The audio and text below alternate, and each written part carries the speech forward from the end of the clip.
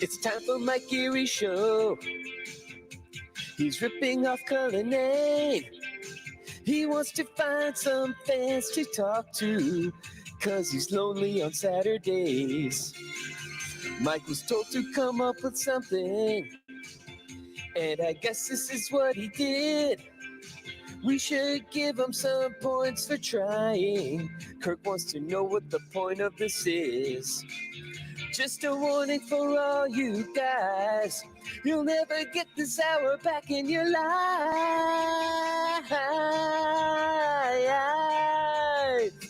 This is Mike and the Minifans. Mike is talking with you. This is Mike and the Minifans. Mike is talking with you. This is Mike and the Minifans. This is Mike and the Minifans. Mike is talking with you. And nothing like an abrupt ending to a theme song to really segue in. Welcome to Mike and the Minifans, folks. This is, in fact, your weekend programming. So I guess we're already off to some technical difficulties. They could hear the theme song this time, though, right? Which is terrific. Thank God. Although I think part of the charm last week was watching me bob my head to the music that no one could hear. So we've got Steve from Providence with us, who I believe is drinking with me. Is that correct? It's great to be back on Great Thinkers. I'm very excited. You're a regular now. How does that feel? Great Thinkers. How does it feel to be a regular on Mike and the Minifans? Oh, I feel it's fantastic. Yes, I am drinking with you tonight. Thank God. And Rich Mandarin is with us as well. What's going on? Drinking this Dasani. So I will be drinking. All right. And Lauren Lynn is not with us, to my understanding. But she may be joining us. I don't know. Is she in or no? She's been in and out. She's been in and out. All right. Well, maybe the First Lady will join us as well. Maybe not. And then we'll switch up the lineup for the second half of the show. A lot to talk about. I know, first and foremost, I think everyone is interested in my Thanksgiving plans, right? That's what everyone's tuning in to hear about. Oh, yeah. I went back for my 10-year reunion the other night. And what madness was had. I think really more than anything, I learned that I'm getting older. Like, the big thing was before we went out for the reunion, there were 3 couples that got together, me and my girlfriend and 2 others. And we were sitting around talking about how my buddy was like, oh, well, we watch The Voice now and shit like that. And I was just like, oh, we have gotten fucking old. It's miserable. But but then the one nice thing is, like, I'm pretty socially awkward, as was mentioned on the show, which we'll get to. But the nice thing now is a lot of people listen to the Kirk Minahan show. So people now will come up and talk to me about something I'm interested in.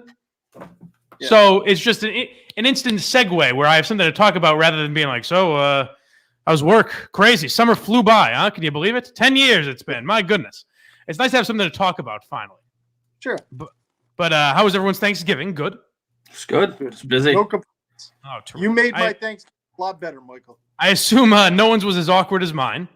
But I did have, before I get to the obvious of what I did on Thanksgiving, so I have to do the 2 family thing.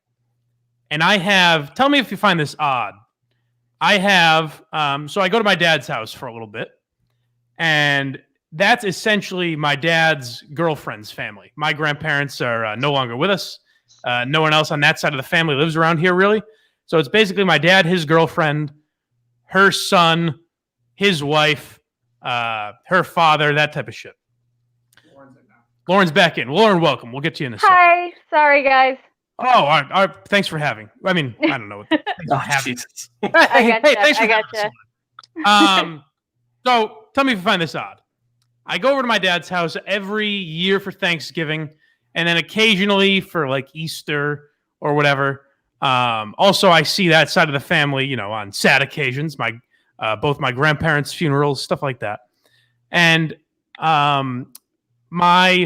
you could kind of call him my stepbrother because I've known him for like 18 years now or something. He's married.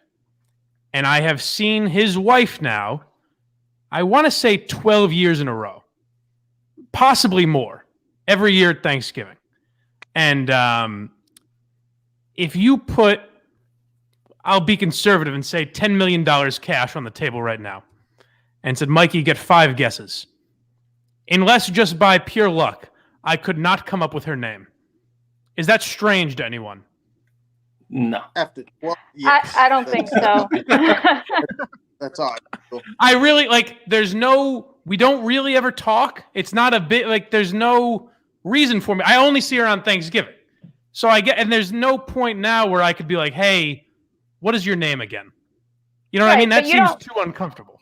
You can just get away with being oh, hey, you. I mean, if you talk to your nice dad, maybe to see ya. You could ask him. I mean, if you felt weird about it. I guess I could, but that's the thing is I don't care enough to add. It just seems like an unnecessary conversation. And then also on that side of the family, I'm talking to my dad about how I want to set aside at some point 3.5 hours to watch The Irishman. I don't know if any of you guys have seen it. I have not seen it yet. And my dad says, no. Carl, who's like his essentially father-in-law, he says, Carl was just talking about that. He saw it. So this guy, Carl, walks over and says, you haven't seen it yet? I say, no. He says, well, of course, I don't want to spoil the ending for you, but here's how it ends. And I was like, what the fuck are you doing? So now I know exactly how it ends. And I still have to invest 3.5 hours in it because, of course, I want to see it. But what kind of a motherfucker walks over and does something like that? It's unbelievable. But anyways, now that you've gotten... Then we got to the real... So I go back to my mom's house for post-Thanksgiving festivities. And I told her... I asked her if she would sit down for an interview with me. And she said, sure. She said, just make sure... She said, kind of protect me. You know what I mean? Don't put anything out there that I wouldn't want out there. I said, of course. So I said, do you mind being on video? She said, yeah, that's fine. I said, is there anything I can't ask about? Because there's certain things I obviously don't want to bring up if it's uncomfortable for her. And she said, no. She said, just I trust you. Go for it. And then we did what you guys saw on Periscope last night, which apparently she had no idea that was the line of questioning that I was going to go in there with. So as viewers, I've heard cringeworthy. I've heard it was funny, but more than anything else, I've heard, Mike, your mom is attractive. So what was your guys' takeaway from my big interview last night? Steve, I know you prepared notes. You can feel free to start. Steve, go ahead. I'll just go with what everyone else said. I mean, I was reading a lot of the comments. I was intrigued. I really, the questions, I could be honest and say that I didn't have to watch it twice in order to hear what you said to her.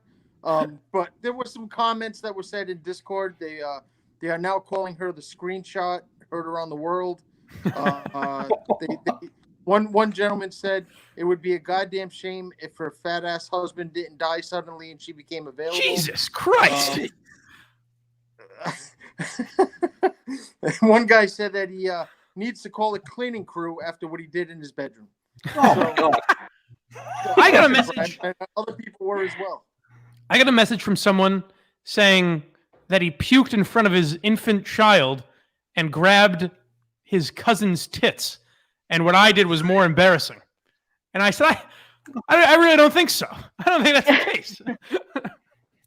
Well, but, I mean, those were you just basically asked her the questions that are brought up on the show every day. See, that's the thing. Like, people were like, oh, it must be so uncomfortable. But it's essentially like I was on the Kirk Minahan show and she was there watching, more or less. Like, we talk about that shit all the time. So that's why I wasn't that uncomfortable. I mean, I think asking her about her natural moisture was definitely an uncomfortable moment. Yeah, that was odd. But I think we needed that answered. And here's the thing. Here's the tough thing is that she wasn't a great interview subject. She didn't give me a lot to work with. So I felt like just asking the most absurd questions was kind of the route to go. You know what I mean? What did No, and I think the best line of you it. asked her if she was dry down below. I mean, what did you honestly expect for an answer? It's a simple yes or no question. This is what the people are looking for. What were you about to say, Lauren? I'm sorry. Well, I thought the best line of the whole interview was when you basically said, well, you haven't really answered anything, but this has been, great. Lauren, you're a mother, correct or no? Am I incorrect? I am, yes. If your children grow up to do that, what will your reaction be? the same, the similar body language, just kind of like, oh my goodness, is this really happening? I'm going to pretend we're talking about somebody else. So I think that was the best way to handle it. Well, you think you failed as a mother if that's what your son grows up to be? No, I'm not here to judge. So nope, not at all. Rich Mandarin, what were your takeaways from my big exclusive? So awkward, so awkward. I mean, God, I could never imagine doing that. But do you think that, after Monday's show, when Kirk rips this thing apart, do you think the jokes will stop now, or? Oh no! The jokes. In fact, DEC pointed this out. DEC texted me because, of course, he's probably watched it 70,000 times already. But he texted me and pointed out that the jokes about my mom were kind of dying down a little bit and almost seemed maybe a little tired. Like, it's been done. And now I've sparked new life into it, perhaps. So I think it might... it's escalated, for sure. It might escalate a little more, if anything else. Yeah. Because now that people have photographs of her, I've seen, very flattering images of her, which I'm sure she's proud of. So that'll be the most interesting thing. It's content either way. Do we think at all... So... Is this the type of thing they were looking for? I was criticized on Wednesday's show for, I guess, not doing enough. Is this the type of thing they were looking for? Is it more on-show content? What do you guys think? Do you guys think I stepped up, or is there still more work for me to do here? I think you did a good job, man. I found that a tough listen for you to get you get beat up a little bit on, what was it, Tuesday or whatever Wednesday, day it was. Yeah. Wednesday, I found it a little tough, only because you've never claimed to be a big politics guy. No. I don't see you now. I could be wrong, but I don't see you doing a lot of reading, because didn't you say it's very difficult for you to read for a long period of time? It's very difficult, but also when I'm sent articles, I read them. Like if Steve or Kirk send an article in our group chat, I always read them. I think their problem is more that I'm not out searching for articles, which I am. Not all. I mean, the stuff I send maybe isn't always the best. Maybe that's what frustrates them. But you are right in the sense that I can't. I'm just not able to read as much as them physically, and maybe I just need to find a way around that. Whatever technology will help me out with that. But yeah, I mean, it's tougher for me, but I don't think necessarily I should use that as an excuse. Yeah. Well, I know for myself, you guys don't talk a lot of politics, but if they do, I just naturally look for him to go to Steve with those questions. Right. I'm not claiming that, but I just naturally, if it's something to do with radio, Barstool, a podcast, or a TV show, I think that you're as capable as answering that stuff as anyone else. So if depending on what questions brought up, I just assume that he'll either go to one of you to ask the question. Yeah, that's what I didn't understand. Is I almost think Steve and I both have our different strengths. And I guess more than anything else, I wasn't sure. And Steve, you might be an interesting guy to talk to about this, because you've had sort of this criticism of me in the past that maybe I get complacent or I'm too passive or whatever it is. But I'm curious what I'm doing on the show now that's different from what I was doing 3 months ago or whenever I was hired. Have you guys noticed anything different from my performance on the show? I listened to the first. Lauren, go ahead. I feel like she's been trying to get in here. I'm sorry. My main takeaway from the Wednesday thing was, I don't think it's so much what you're reading, but like Steve comes in and talks about getting a haircut and a cheeseburger, and somehow that becomes interesting and funny. And I think they're looking to pull a little more of that out of you. Right. Not trying to be critical. That's just how I was kind of taking it, like they just when you drove to the Great Thinkers thing with Dave, there should have been a story there. So I think they're looking for that kind of thing, not so much just what have you been reading. So for example, I should have, which is probably correct, I should have volunteered. Oh, but hey, by the way, I'm going to lunch with AJ in a couple days, something like that. Yeah, that's kind of what you're saying, right? Yeah, I can understand that, and maybe I should do a little more of that. I think the thing is, I live a pretty boring life, but I think Steve does as well. So you're right in the sense that maybe just something as simple as getting a haircut is something I should be bringing to the table more. You're right about that. And there is a thing where I am I am very passive, and I think a lot of times, like something like that, I'm not going to volunteer because I'm worried people maybe won't find it interesting. And I shouldn't be as concerned with that, I guess. Maybe. Rich Menor, what did you think of? Do you think the interview with my mom is the type of thing they were looking for? Is it more reading articles or what? Maybe, yeah, like the interview with your mom, but like if you said to Kirk and Steve Wednesday or Tuesday, whatever, that you got a burger and got a haircut, they would shit all over you. That's kind of my attitude, yeah. It's only funny because Steve is so awkward. Like he went to a Red Robin and didn't know that it was a Red Robin. I don't think that, it's just a different mesh with you two. Yeah, and I think you can't manufacture that stuff. Now, I'll say this. I think a lot of that stuff has been going on with Steve lately, where I bring up that he ran over a fucking goose, and that turns into weeks of content. Right. Or, he says aunts and ants and shit like that. And I think maybe they thought that was going to be my role, but Steve has become so interestingly awkward that maybe he's overshadowed me a little bit, and maybe that's what the difference has been, where they're thinking, well, if Steve's going to be the producer and the guy that we kind of shit on, the wacky character, or whatever you want to call it, then what do we need Mike for? Yep. Right. What do you? Yeah, it's kind of a je ne sais quoi, like an I don't know what. Just kind of have to find those quirks and bring them out more. Right. Now, I saw that was my takeaway. Right before we started the show, I saw a tweet saying, I just finished Wednesday's show and thought Mike came off as a total pussy, which I was surprised by. What did you guys think of my reaction to, I guess, to what they were talking about? I don't think I came off as a pussy in that interview, but maybe I did. Well, what were you supposed to do? They were, Steve was feeding you one side, Kirk was feeding you one side. So it's like, what are you supposed to do in that situation? It's kind of...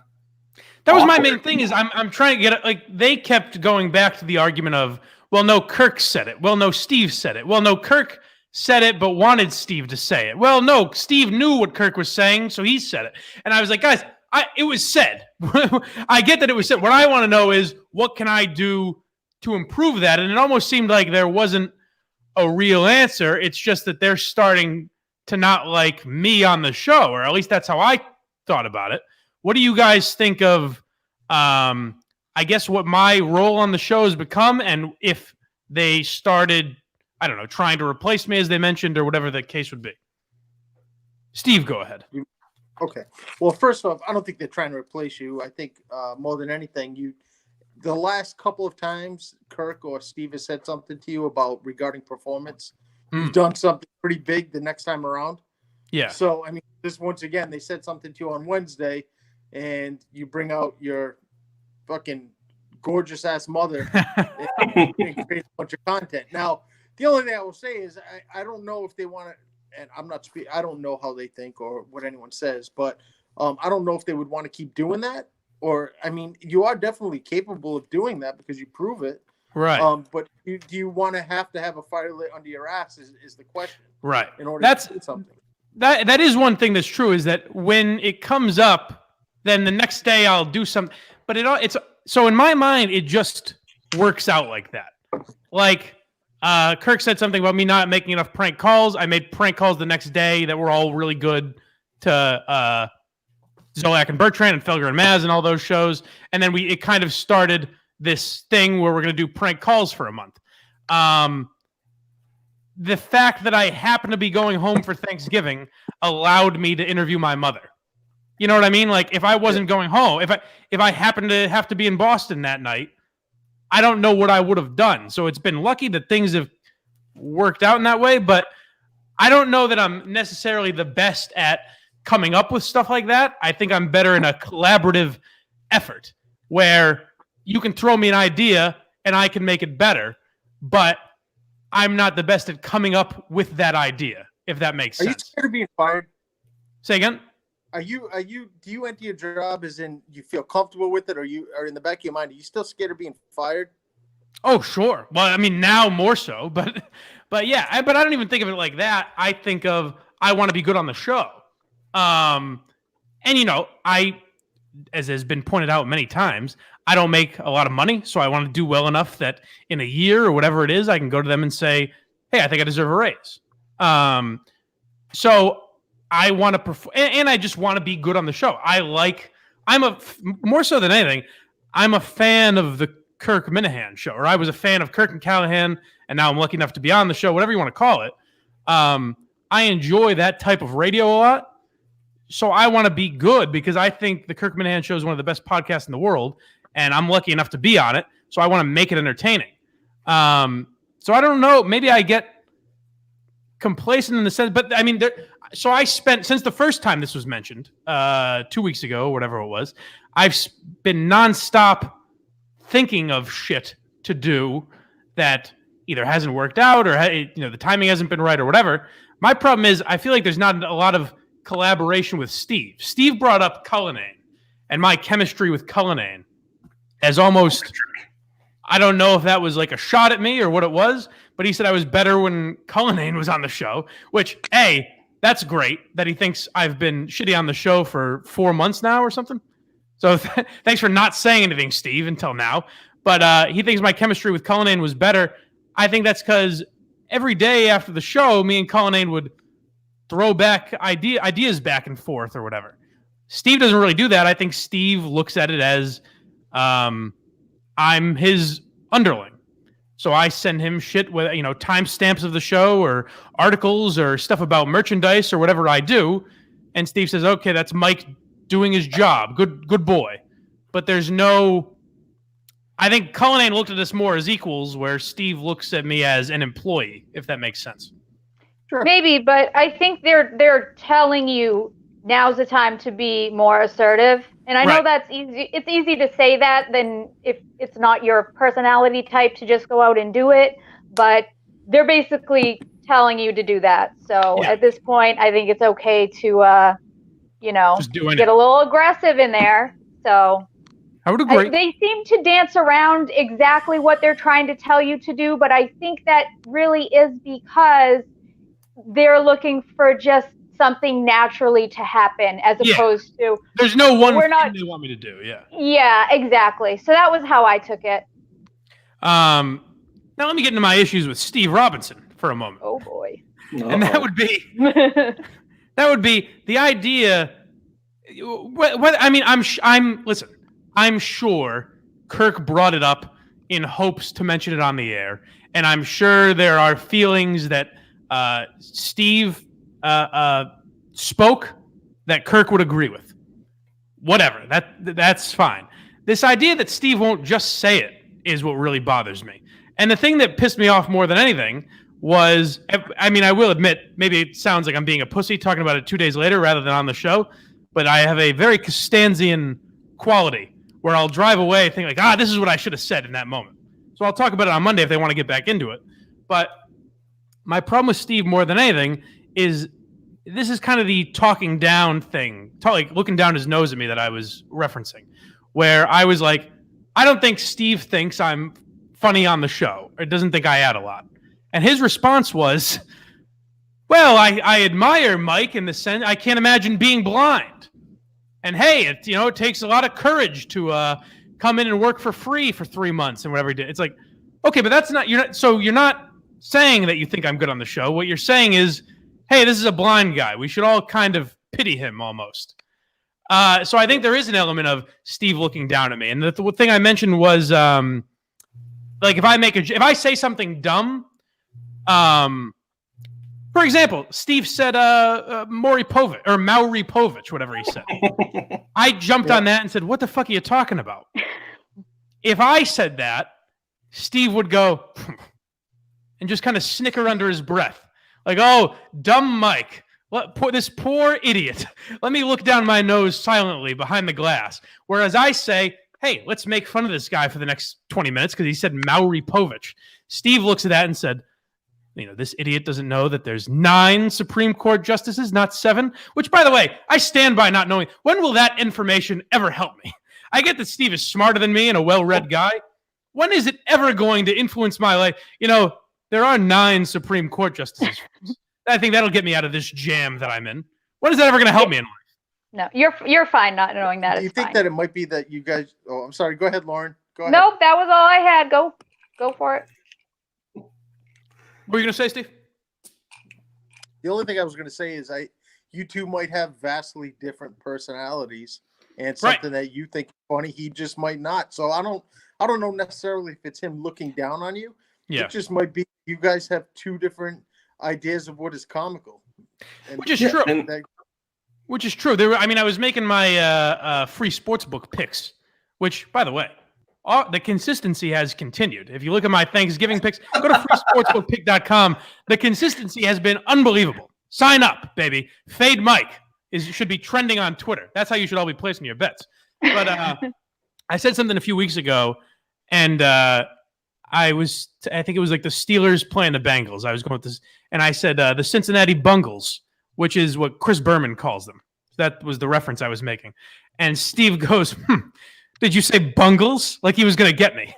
And I was like, yeah, no, that is what I said. So I think just the reference pool that we have is very different. Whereas if he could make a joke about, the Supreme Court that I wouldn't get necessarily. So you're right that I think we are very different guys. And to make it clear, I hate that I always have to say this, but Steve's been very nice to me. Steve went to bat with me to get me paid. He offers me rides home all the time, all that kind of shit. He's always very nice to me. So I don't want to get that misconstrued. But there is an element of kind of looking down at me, I think, even since this incident happened. Hasn't sent a text or anything. Last night I did the Periscope, no text. So I think there's a thing of he looks at me as his employee almost, rather than a coworker or a collaborator. So have you brought this up to Steve? Have you called him out on this, or no? Because I'm a coward. But yeah, well, why not? But now that it's out there, I think. See, here's the thing: is I guess I like talking about it on the air more. But after the show, I'm not comfortable going up with him and being like, "Hey, let's talk this out, pal." I'd rather do it on the air. Yeah, and maybe you can find a way to incorporate that into making fun of him for being that way. Right. Might jazz things up a little bit. I have a feeling that may be the new bit going forward. But we'll see how it goes. But I don't know. There's an element of cocky Steve, and I think we saw it at that just the amazing event that Dave Cullinane put on the other night, where Steve comes in and he's fighting with Cullinane, and I don't know if you, like, as a listener, you could really tell it, but sitting there, I could tell because I know both their personalities. I could tell Steve said, "I'm going to go in and make radio. I'm going to go in and berate Cullinane because it's interesting." And there's a little bit of that I like, but there's also an element of that where I say, like, it seems forced. I think if you're not mad, I don't know if you can go after a guy. But maybe that's what Kirk wants. Maybe if I'm mildly annoyed at Tommy Smokes, let's say, then I should crank that mildly annoyed up to 10 and say, fuck Tommy Smokes, and really go after him. Maybe I need to start doing that more. I don't know. But there's an element of where I'm watching Steve berate Cullinane, and I just feel like this seems phony to me because I don't believe that Steve is actually angry. I don't think he's mad for 2 days about having to go to Woburn. I don't think it's the end of the world. And that's another thing I'll say about myself is that as much as maybe my ideas don't blow your fucking socks off, there's nothing I've ever said no to doing. If you tell me to go to Woburn on a Tuesday night, I'll do it. I have zero issue with that. If you tell me to go down to the casino in Everett to harass Rich Keefe, I'll do it. There's nothing I've ever said no to, including a sleepover with Rich Kelleher. Whereas I think Steve looks at himself as above that shit, and maybe he is, but I think he looks at a show like this, and he's kind of like, let Mike do his silly thing. Steve would never do something like this, but I think in a way it creates content. There should be stuff that we go through to make fun of on Monday. And even when I did this last week, Steve texted me Sunday morning and said, hey, does anything stand out that I should pull for Monday? And I was like, well, I mean, we did this, this, and this, but you would be better at pulling stuff to make fun of me for. Just the way when the DC Sleuth videos came out, I went through to find things we could make fun of, because Steve's not going to be the best at saying, oh, this makes me look like a fucking douchebag. Me saying, oh, congratulations is funny. You know what I mean? Like, I'm going to be better at recognizing that than he would be. Just like him watching this and listening to me drunkenly slur through a word or there being an awkward pause, he'll notice that more than me because he's looking for flaws. Whereas I think he sees this show as like, oh, like, let Mike do his stupid idea. It's a bad idea, but we'll let him do it, whatever. Because even so someone reached out and wanted to advertise on the show. And I don't want to take money that I'm not supposed to take. So I forward it to Steve and I text him and say, hey, these guys want to advertise on this show, on Mike and the Minifans. They said that they're probably not a big enough sponsor to be on the Kirk Minahan show, but this is something they think maybe they could afford. They wanted the numbers. And Steve replies, nice. And I've not heard any follow-up on it or anything. So I'm thinking like, hey, I'm sure it's a small amount of money that I don't want to take 100% of. So maybe you guys can do it. Maybe you can give it to me so I can pay Justin for being here, whatever it is. But it just seems like Steve looks at me as, oh, you know, let the asshole let the little monkey dance, and me and Kirk will handle the big stuff. It doesn't feel like a collaborative effort, really. I think this is going to come up on Monday. I can tell you that much. Steve, you had a question? Well, I was just curious, and I don't know if he meant it on purpose or if it's even true. The other day when Kirk asked something about Steve getting paid, he said he's not making as much as he did last year at this time when he was working for Howie. I don't know. Is his responsibilities, does he have a lot more to do with this show compared to what he had to do with the other one? And does he kind of feel like, now I'm just asking, maybe you know more than me, is he kind of feel like, all right, I'm already doing enough where I shouldn't have to drive to Woburn to go in front of 8 people, Dave Cullinane and Mike. You know, well, so that should never be I don't think that should ever be the attitude. I think if you're making $1 million a year and you think it's good for the show, you should still go down to Woburn. I get why Kirk wouldn't want to do it because he makes a good point. There's value in Kirk going, where me and Steve being there, there's no real value in. You know, a live show that Kirk is at should be special. I can't speak to what Steve's responsibilities were at Howie Carr. I know that he makes a lot of money. Kirk has said that he still thinks he's the highest paid producer in Boston, definitely. I think he does very well. I also think, well, Steve has a ton of responsibilities, by the way. Don't get me wrong. Steve does a lot for the show. And which is why I even said on there, like when Kirk was like, do you think Steve was better than Cullinane? I say no, because Steve's got a lot on his plate. But I don't think there should ever be anything you look down your nose at or where you say, I already do enough. Because you could usually say the same thing for me, where I'm like, hey, I don't make enough money to be doing all this shit. I don't look at it that way. I say, I want to do more. I want to do as much as I can. Maybe I don't have the best ideas of what to do all the time, but I want to do as much as I can because I think it provides content. I think it's interesting. I think it provides a unique fan experience. Like I was talking about, as much as we shit on the thing that happened Tuesday night with Cullinane, when we were getting ready, Breadline Callahan was there waiting with us.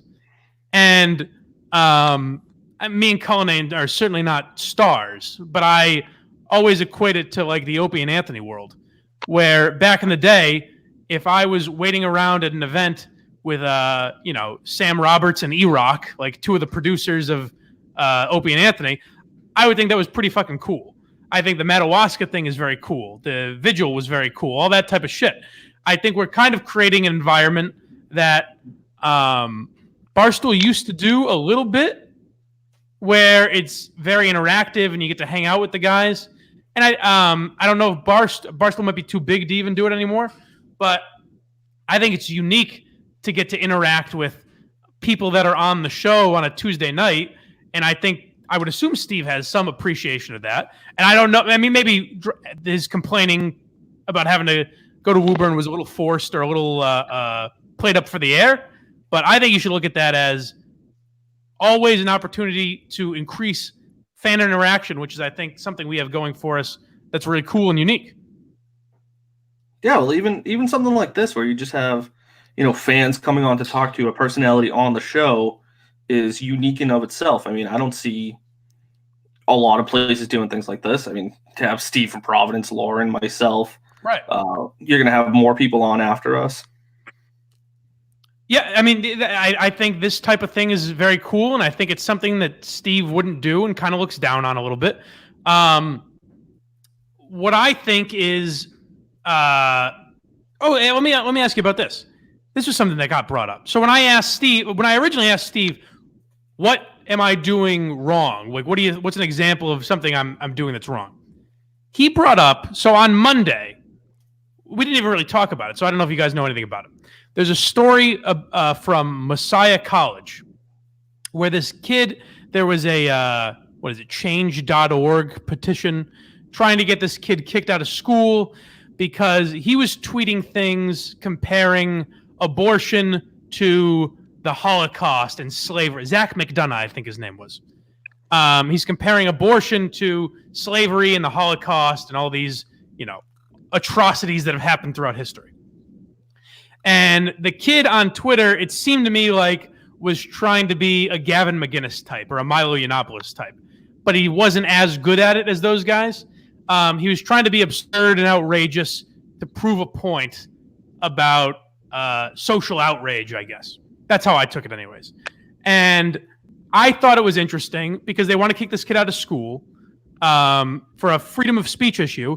And I personally hate the kid and hate that type of person. I hate anyone that calls themselves an absurdist. I hate anyone that's being a character to try and outrage people. I just don't care for that. But I would defend the kid, and I wouldn't want to see him kicked out of school. Now, on Monday, I brought up that story when Kirk said, hey, is there anything else? I threw that story out there as, what about this? And Kirk was like, not really into it. In the argument on Wednesday, Steve brought that up as an example of me doing something wrong. And he kind of said, what are we going to talk about? And it didn't occur to me until after the show on Wednesday, Steve sent us that story. What kind of a fucking asshole? Steve sent me and Kirk the Messiah College story and said, hey, give this a read. So it's stuck in my memory on Monday morning, and I was like, hey, this is a thing we could go to. Steve cites that as an example on Wednesday of me naming some awful story that would never be talked about on the air. So I don't know, was he baiting me into mentioning it or what? But I think that's a mildly interesting story that at least fits the kind of typical discussion that the show has. Sort of a fake outrage, Twitter, social media type of story. I don't get. Do you remember what I'm talking about when Steve brought that up? Yeah, I remember that. Yep. What was his point there, do you think? At this point, it just feels like there's a lot of finger pointing. I don't know. Yeah, do you think that it's more of Steve sounds frustrated with Kirk because he doesn't want to, grow the podcast, or, he doesn't care about the downloads or anything like that? Do you think that it's kind of he's lashing that out on you? I don't know about that. I think Kirk does care about the downloads and everything. I think he cares about being successful. I get what he means when he says we're never going to be, pardon my take, because they have such a lead on us. Yep. But I don't agree with him. And I said this on Wednesday or whenever we talked about it. I believe that I believe what the Kirk Minahan show is doing. I believe what the Kirk Minahan show is doing is so different than every other podcast out there. I mentioned this probably too often, but the only other show that has a daily episode is Adam Carolla. And even Adam Carolla's format is kind of traditional morning show radio. You know what I mean? It's edgier certainly than regular radio, but it's pretty much we bullshit for a while, we have a few segments, then we do the news. And that's more or less what the Adam Carolla show is.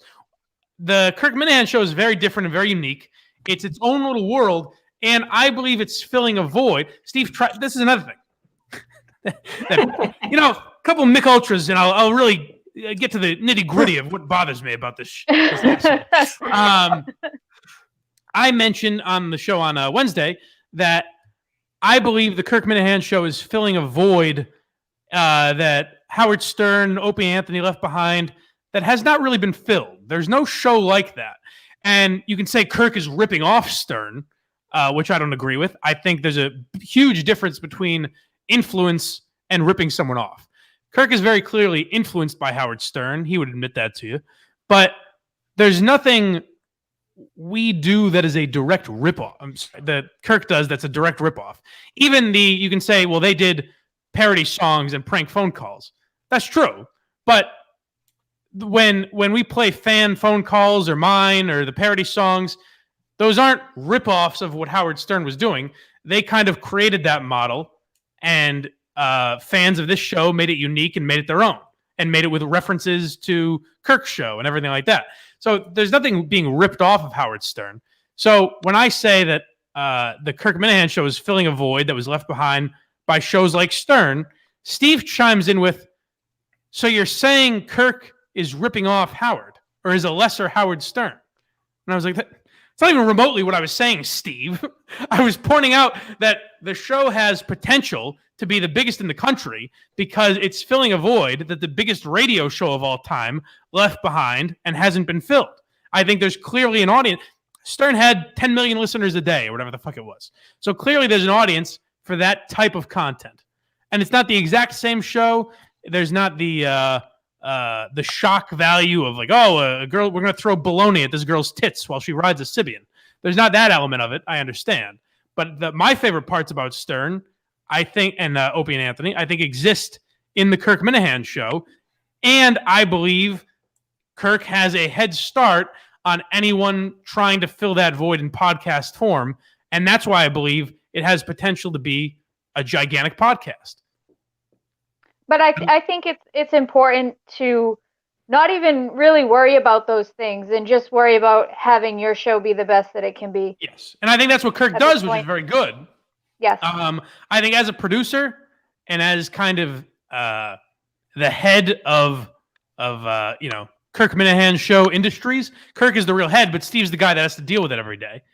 I think Steve looks at it and says, well, it's frustrating that Kirk doesn't care about download numbers, which I think Kirk does care about them, but I think it's up to us, me and Steve, to say, well, let's try and circumvent that. If Kirk doesn't want to, do Instagram videos or whatever the fuck, let's try and find a way to do it ourselves and make it interesting. And I feel like there's not enough collaboration between me and Steve in trying to get that done. And Mike, part of that's probably my fault. What's up, Steve? What I was going to say is, I do understand. One thing that does bother me a lot when people say Kirk rips off his show from either Howard or something. I've never listened to Opie and Anthony, so anything that you say is going to be pure fact to me because I don't understand. I've never listened. But one thing that Kirk does better than anyone else, it doesn't matter if you listened for the first day or if you've been listening since the weekends, like myself and some others. He relies on his audience to produce a lot of the content for the show. Right. And I've never heard of anyone like that, where Howard Stern would have hired staff like Sal and Richard used to call up and do the prank phone calls. Right. And they would do the songs and stuff like that. Or he'd have a whack pack of just a specific group of people that would do a majority of the things, where Kirk, if you're a first-time listener and you can play an instrument and make a song, it'll get played the next day. Sure. Which I don't think anyone else could say for any other radio show would ever even think about doing that. Yeah, there's not a lot. And well, that's why it's interesting is that, you mentioned like Sal and Richard on the Stern Show, guys like that. There's just not the budget to have the number of staff that Stern had. So what I think is cool about Kirk's show is that there's a fucking, an outpouring of sympathy when MHB retires, which I'm glad that popped into my mind because I want to get to that before I let you guys out of here. Let me say this. I love MHB. I think he's a great guy. I consider him a friend. It was awesome to do my podcast with him and anything else I've done with him. But did you guys find it at all a little ridiculous that he had a retirement ceremony, essentially, when in reality, he could just listen to the show, do the Minifans show a little less, maybe tweet a little less, and still be part of the world. Am I crazy for saying that, or should I be more sympathetic to the guy? Well, Steve, I I'll mean, start with you, there as I know you were good friends with him. Me? were. Well, I mean, I appreciate what the guy did because he and DC did start a podcast when there was no content coming out whatsoever, Right. or any information about Kirk. I do now, to be honest, I like what DC does now on his own with the weekly recap more than I did the show that they both did together. And that might sound bad to say, but I just enjoy the recap more than I ever did with any show. Yeah. But I appreciate what the guy did, and I don't know why he got so freaked out all of a sudden. And he still obviously has a Twitter account.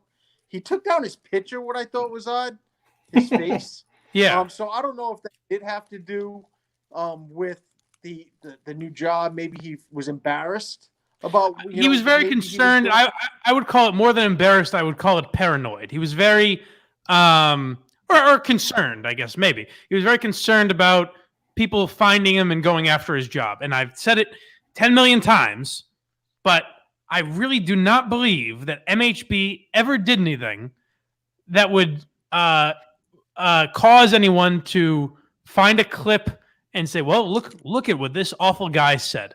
I can't think of a moment that MHB had like that would be worthy of going after his job. I get that on Kirk's show, you can take things out of context and spin them to advertisers and make it look bad. But as far as firing someone from like a personal job, like in the private sector, I don't understand what MHB's real concern was. But Lauren Lynn, as the first lady, what Yes. final words do you have to say about MHB upon his departure? I think he went out the right way because he had been missing for so long, and then he'd pop in and he'd be gone. The Twitter world for the Kirk Minahan show is day to day, and like it's noticeable when people aren't involved even for a short amount of time. So Right. I think it was best. He's just like, look, I either don't have, he didn't really say why, but like I'm not going to be involved anymore. But thanks, and was it dramatic? Sure, but I mean, everything in this world is dramatic, and that's how we like it.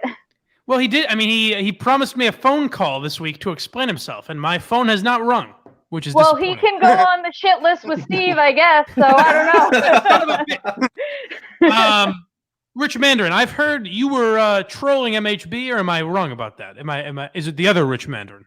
No, it must be the other Rich Mandarin. People thought that I was MHB, or MHB is me, or something. I don't know. You're here to say that's not the case. You are not John Devon. I am not John Devon. Okay. Confirmed. Here to clear that up. he's earned the right to be dramatic. I mean, a lot of the new listeners give him shit in Discord and stuff, and they don't like him. They've been down on him for a while, but he's really been there for quite a while. I mean, he called us John in Virginia and gave one of the best troll jobs to, Dale and Keith that I've ever seen. It was awesome. And the Minifan show, I mean, content. He's a made guy, and he's earned the right to be. Lauren, I thought of this as you were talking. I'm interested because we haven't had you're our first female, our first token, if you will, our first diversity hire. Well, yeah, that's some big shoes from yesterday. So let's not say I wasn't nervous about that. But what is it? How do the lady Minifans feel? Is there any exclusion being in this male-dominated world at all? Well, you have to know what you're getting into. So I feel like I'm kind of different than some of the other women that are kind of trying to make a name for themselves in this world, because I kind of consider myself one of the guys. But hey, I'm not here to judge, to each their own. So I roll along with everybody else. That's kind of what I'm trying to do. Is it weird for you at all when you're at the prayer vigil, when you've got the likes of Kevin from Bristol and his ilk talking to you, or is everyone pretty respectful for the most part? Everyone that I met was very respectful, very nice. I'm a very shy person, and at the vigil, like, you come across these people, we all have the same thing in common. So I'm like, well, these people are going to have the same sense of humor as me. and I kind of know how they're going to act, so I know exactly what to expect. So not a problem. That's one thing I'll say about the Minifans. More than any other group, I think they are probably the most respectful, even when we're going after someone on Twitter, like Shirley Leung or whoever it might be on a given day. Mm-hmm. The Minifans, more than anyone else, stick to the issue. There's never like, you cunt or whatever. You know what I mean? Like, they kind of stick. I mean, there's some of that, sure, but they kind of stick to the issue better than any group of fans that I've ever seen, which I like. All right, guys. Anything else anyone wants to say before we switch groups here, or have you all kind of said your piece for the most part? I'm good. All right. No, I think we covered everything. How? I think we should go after. Oh, go. Rich and Lauren, how was your first appearance on Mike and the Minifans? Did you enjoy it? Yeah, this was really fun. All right. It sounds like you're saying that at gunpoint. Mike got to vent, so I was happy to be here for his therapy session. Pretty much. Thank you. I appreciate that. I really just need ears to vent into for an hour. You let it out. It's fine. It's fine. Safe space. All right, guys. We're going to switch to the next group. Thank all. All right. Take care. Thanks, Mike. Bye. Bye. If he wants to stay, feel free. Are they already gone? All three of them? All right. Well, see if you can get. Tell Steve he can come back if he wants, or Rich. TJ Hubbard is in. While you figure that out, I will say that don't forget to go to KirkMinahansShow.com because it is Black Friday, folks, and I believe all weekend or all the way through Cyber Monday, maybe 20% off in the Barstool Sports Store. So what I would say is, listen, we're going up to Madawaska. And I know I'm not supposed to say we're going up to Madawaska, but I will be there. So technically we are, or maybe I won't be. Maybe I'll be replaced by that. But no matter where you are in New England or anywhere else, you want to stay warm, you could use a Kirk Minahan Show hoodie, the sweatpants in black and gray. If you're going to an ugly sweater party this season, you want to bring Kirk's, I forget what it's called in the store, like Cowboy Kirk or some bullshit. The Minahan Show winter hat, and of course all the T-shirts that are in there. Go to KirkMinahansShow.com. Support the show. And also, if you're looking for a little classier dress, go to Miltons.com. And people around the country, Miltons.com/Kirk, because that's what we should really be supporting. If you want to support the Kirk Minahan Show, go to Miltons.com/Kirk. Get yourself a nice outfit. Because I got to be honest, that is the closest I ever get to actually looking good. When I'm in my Milton's duds, my girlfriend always says, boy, oh boy. This guy is a real sexy beast. And that is not said about me a lot, unless I'm in Milton's gear. So, TJ Hubbard, are you there, my friend? I am. I can't believe AJ calls you a sexy beast. It's unbelievable. It's funny you say that because we're going to get into that in a minute. I'm glad you mentioned that. But first and foremost, is your child joining us or no? He is not. He is downstairs. Because when we talked to you for the little pre-show test, your kid was with us. Yeah. Do you feel at all? Really a lot of people watched the video you made of your kid dancing to the song "Steve Murdered Me." Do you worry about Child Protective Services coming after you when you do something like that? No, I do not. I don't starve my child. He just dances. It's a big difference. All right. Yeah, we do have terrible fathers on every week. That is a trend here on Mike and the Minifans. We have people that exploit or starve their children. One in particular. I hear someone else in the room as well. That's right, my friend. Tim and Ken. You are a chatty prank caller. Hey, buddy, you're a chatty Cathy tonight. TJ, good to see you again, brother. Good to see you, Tim. What's going on, boys? What did you guys think of the first half of the show? Well, it sounds like you had a lot to get off your chest, more than those man-sized boobs that you're hiding under that swag. Oh, wait a second. I will say we need to hear more of the Big Steve, Blind Mike controversy. I think there's a lot brewing in that pot, brother. Sure there is. Do you think I was being a baby about it, or do you think I made some valid points? I think tonight you made some valid points. Like you said, you're a passive guy, not always ready, quick on the draw, like Costanza, right? Yes. But the shrimp store, right? You know, you think of these things on the ride home. Store is the line. Store, right? And a smart audience will appreciate it. The ocean call. So I think you need to ammo up and be ready. I I think Steve, like you said, he came in guns blazing the other night, and I think he tried too hard to make radio happen. Right. But then again, getting a Woobin at rush hour sucks, even if you're 5 miles away. So I know where he's coming from there. But you got to stick up for yourself more and get some more ammo. Yeah. Governed by fear, governed by MHB. Oh, governed by MHB joins us. Are you there, Governor? Wow. I can't hear. Can you hear me? I can't hear. Oh, that. All right, there we go.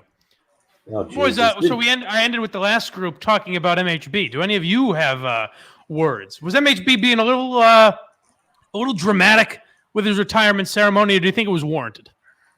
I'll jump in real quick. Yes, he was being dramatic, but it also makes for good content. Of so course. kudos to him. Well, that's the beauty of MHB. I think he was Exactly. always a little overly dramatic, but it always gave us something to talk about.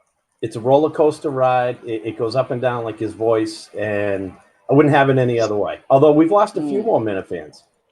I've heard that. So what is going on? Are people dying off or retiring, or what the hell's going on with the Minifans lately? Snipers. I think it's the ghost of Stella coming back to get everybody. Maybe.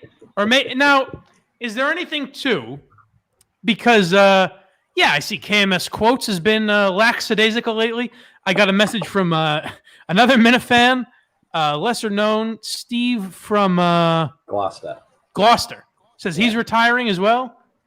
I think he was a little bit sour. Yeah. Why is that? Why is he sour? Well, governed by fierce connections. president against our president.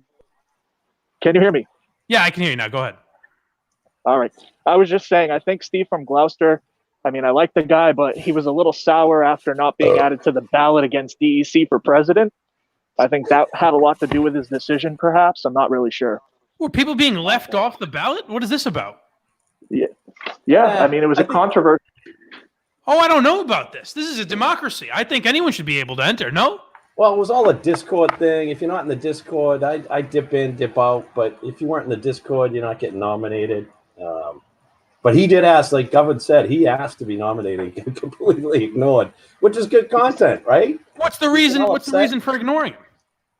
I don't know. People didn't I care. don't know about this. So DEC is kind of a Trumpian figure. There's collusion to this presidency now.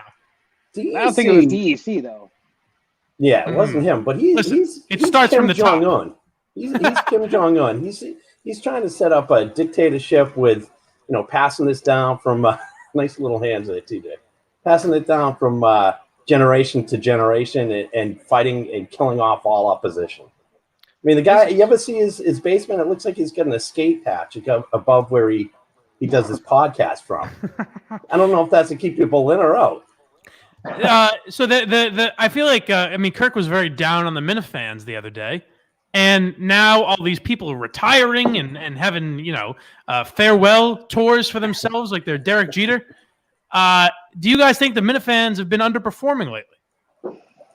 See, I don't know where that's coming from, honestly. I think the Minifans have been doing a pretty decent job. I wouldn't say they're doing great, but they're doing decent. As far as MHB retiring, I think that he's earned the right to retire gracefully. I mean, he's definitely been a big figure in our world for quite some time now. So, sure, I say let the old bird fly, and if he wants to fly back, I'm sure he'll be back at some point under a different name, different situation as far as being anonymous and staying anonymous. I think that was a big part of it, honestly. Yeah, for sure. Is there a level of complacency with the Minifans where it looks like for now, maybe Bob Murchison has been vanquished? I don't necessarily believe that. I know Kirk does not believe that. Never. But it has been quiet. It has been quiet lately. Is there complacency where people think like, hey, there's not an enemy right now. We can just take some time off? Well, Murchison's more like a bad case of herpes. The flare up once in a while. You know? Never going away. Never going away. It's never going away, but sometimes, they're not there. Who's drinking with me tonight, by the way? Is anyone drinking? Me, TJ. Excellent. I brought. So, Mike, you better not be the next in that retirement parade. There's another guy out there. He was, I think he was at Minifan. He was one of the first. Guy was DMing me all the time. Loved the show, getting involved. Disappeared. Literally took his account down, deleted. But as far as being complacent, I've been making prank phone calls. I send them to Steve. I get it. They're doing the song parodies right now. That's cool. The songs are friggin' awesome. Right. So you're saying Steve has been silencing prank calls? No. He even yes, let me know. It sounds like that's what I'm hearing. Steve has been silencing the fans, it sounds like. I love People have been putting in hard work, and Steve is doing everything in his power to silence them. Yeah. Perhaps this Minifan complacency is a misjudgment by Kirk because the people have been silenced by Steve. He's keeping information from the leader. You are great at spinning things there. That's Mr. what Gold. it seems like you're saying, Tim from Canton. Not at all. Not at all. Steve even said, nope, keep them coming. There'll be a time. I get it. Hey, I make prank calls. That's my side say. Right? You were unbelievable at them. Saturdays for the boys, Sundays for open houses, Mondays for prank calls. You were the best at Tim from Canton was the best at giving real calls that actually Steve was good at this too. Giving calls that would go on for like 10 minutes because the subject matter was interesting enough. I feel like I was kind of the king of fire out as many references as you can. Let me get out 8 references in 30 seconds, and then they're going to hang up on me. You were amazing at, let me get this asshole out talking about, let me get this guy in Alaska talking about Minifans versus Mincels. And that was very impressive. Did you go in? Did you have a legitimate script in front of you when you did that shit? Or was let me clear up any confusion. I go completely naked. Scriptless. I listen to the show. I get some things in my head. I go for a walk with my dog. I research a show I want to call the night before. Then I call in. Mud always accused me of having a script. The only thing I would ever write down is I have a piece of paper where I like to write down little tidbits like Kirk's son's sensei instructor is Sensei Nathan. And I got that into a call. So, you got to go deep with this stuff. But by the way, I called Dan Fagan back a couple of weeks ago. And if you want me to play it, I can play it. Steve's holding on to it. But Dan did not appreciate that we were bombarding his show in Alaska with outlandish, he called it a blog, references. If you think we can play it for people to hear, I don't mind. If Steve is silencing prank calls, then he's not. It's our duty. If Steve is going out of his way to keep prank calls hidden, then I guess we've got no choice but to play it on this. That's not what I said, Your Honor. I think that's the lead right there. I think Tim and Canton's just broken some news. Yes, thank you. No, I have other news. I'm happy to play it if you think we can play it. I have other news to break. What's that? I discovered this little gem. Mike, you can't see it, but there's a restaurant called Alba. Whoa! And I can confirm for you, being a good prank caller, I did check with them. You can make a reservation if you want to have an engagement that night or whatever night.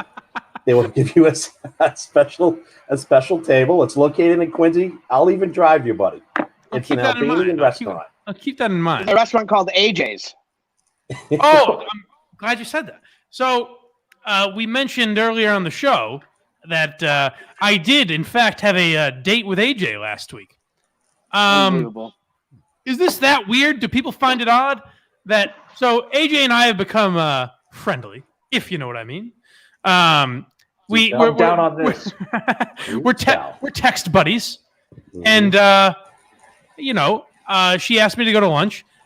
I personally don't like going to lunch with even my good friends, but I'm also an awkward guy, so I don't know how to get out of stuff like that. So, no, honestly, I had no problem going to lunch with AJ. I think she's a nice girl, and I enjoyed it, had a nice time.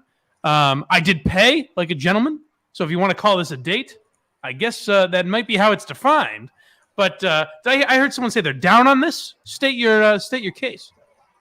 Yeah, I mean, I just think you're getting a little too close to the Mincels, a.k.a. Kelleher as well. Really? She's basically Kelleher, so. Well, that's the thing. Maybe I'm a rube. Maybe I'm a simpleton for believing this. Right. But she tells me that the contact between her and Kelleher has, kind of dissipated. Kelleher hasn't really been around as much lately.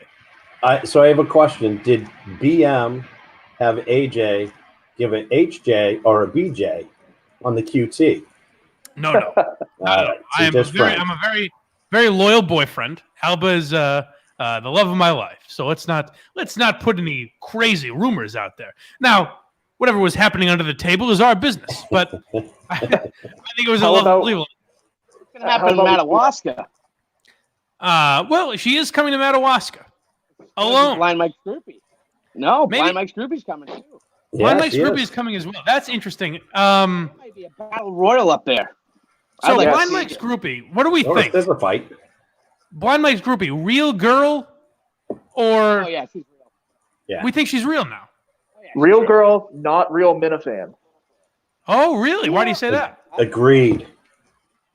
She seems like a plant. I mean, she just seems like a plant. She seems like she came around the same time as Kelleher and just came out of nowhere. She's obsessed with Mike, supposedly. I mean, look at that even cute that, face, I though. don't know about that, but Can we work with Yeah, see- hypothetical real quick? Let's work hypothetical real quick. please. Okay, you're not with Alba. You Right. got AJ. You got Blind Mike Scroopy. Mhm. You got to pick one. Yep. Let's go. You Oh, got- I was going to ask boy. about. And I'm a single man. You're a single man. Who Um, has This will non-binary. well, first of all, let me just say for political reasons, whoever is most consenting is who I would choose, of course. But I don't know. There is I think Kirk hit the nail on the head, where there is a fascination with dipping my toe into the world of AJ. There's a fascination. I'm sort of, maybe you could say, titillated by it, I think is what Kirk said. quick question. Yeah, Have you seen her in yoga pants? I have not. This is okay. I have not. That's That's a valid interesting. question. It's an incredibly valid question. I have not. I don't know what that would be like. Also, AJ is single now, and there's been some some rumors that she perhaps open wants for to go on a business. real date. Also, I feel bad that I think maybe I exposed that and I wasn't supposed to. So I feel a little bad about that. But Hey, you're just trying to make your move, Mike. She's Just open doing for my business, and you want in. you're damn right, buddy. So, Mike, on a serious note, I Yeah. think you guys brought this up, and I thought this from the start, but didn't want to get branded as attacking somebody. I think she's trying way, way too hard to be part of the show. Agreed. Just be a fan. She does bring something to the table, and she was looking for John to get her on his podcast. Anybody asking to come back. So be careful there. The other thing is, Yeah. just listening to her on the show, I thought her message was excellent. I got a lot out of it. I would agree with that. Yeah. I'll tell you the thing why I'm not as concerned with AJ as I would be with other people trying to get on the show. I believe, unless there's something shadier to it that I'm not aware of, I believe she's working for a good cause. And I think that's why she's so concerned with getting her message out there. Now, I have told her, relax with that shit a little bit. If Kirk wants you back on, he'll ask you to be on. Yeah. If he doesn't, he won't. That's kind of how it'll go. But you're not doing yourself any favors by tweeting, hey, get me on the show, or a video, or any, you know what I mean? It's a turnoff. As a fan, it's a turnoff. It comes. Now, I'll also point out, she's a 21-year-old girl, and a lot of times that's how 21-year-old girls are, or 21-year-olds in general. Good point. The reason I like AJ is that I believe it's for a good cause. She wants to get her charity attention rather than necessarily get her attention. You know what I mean? I'm kind of willing to give a little leeway for something like that. Now, maybe Kirk feels differently, and I think what he matters is obviously a lot more important into getting her back on the show. But my 2 cents is, I think she means well. I don't know if other Minifans believe that, but I So speaking I of think ladies, she means can well. we get to the What's that, Tim? Christmas gift that you gave early last night? What's that? My mother?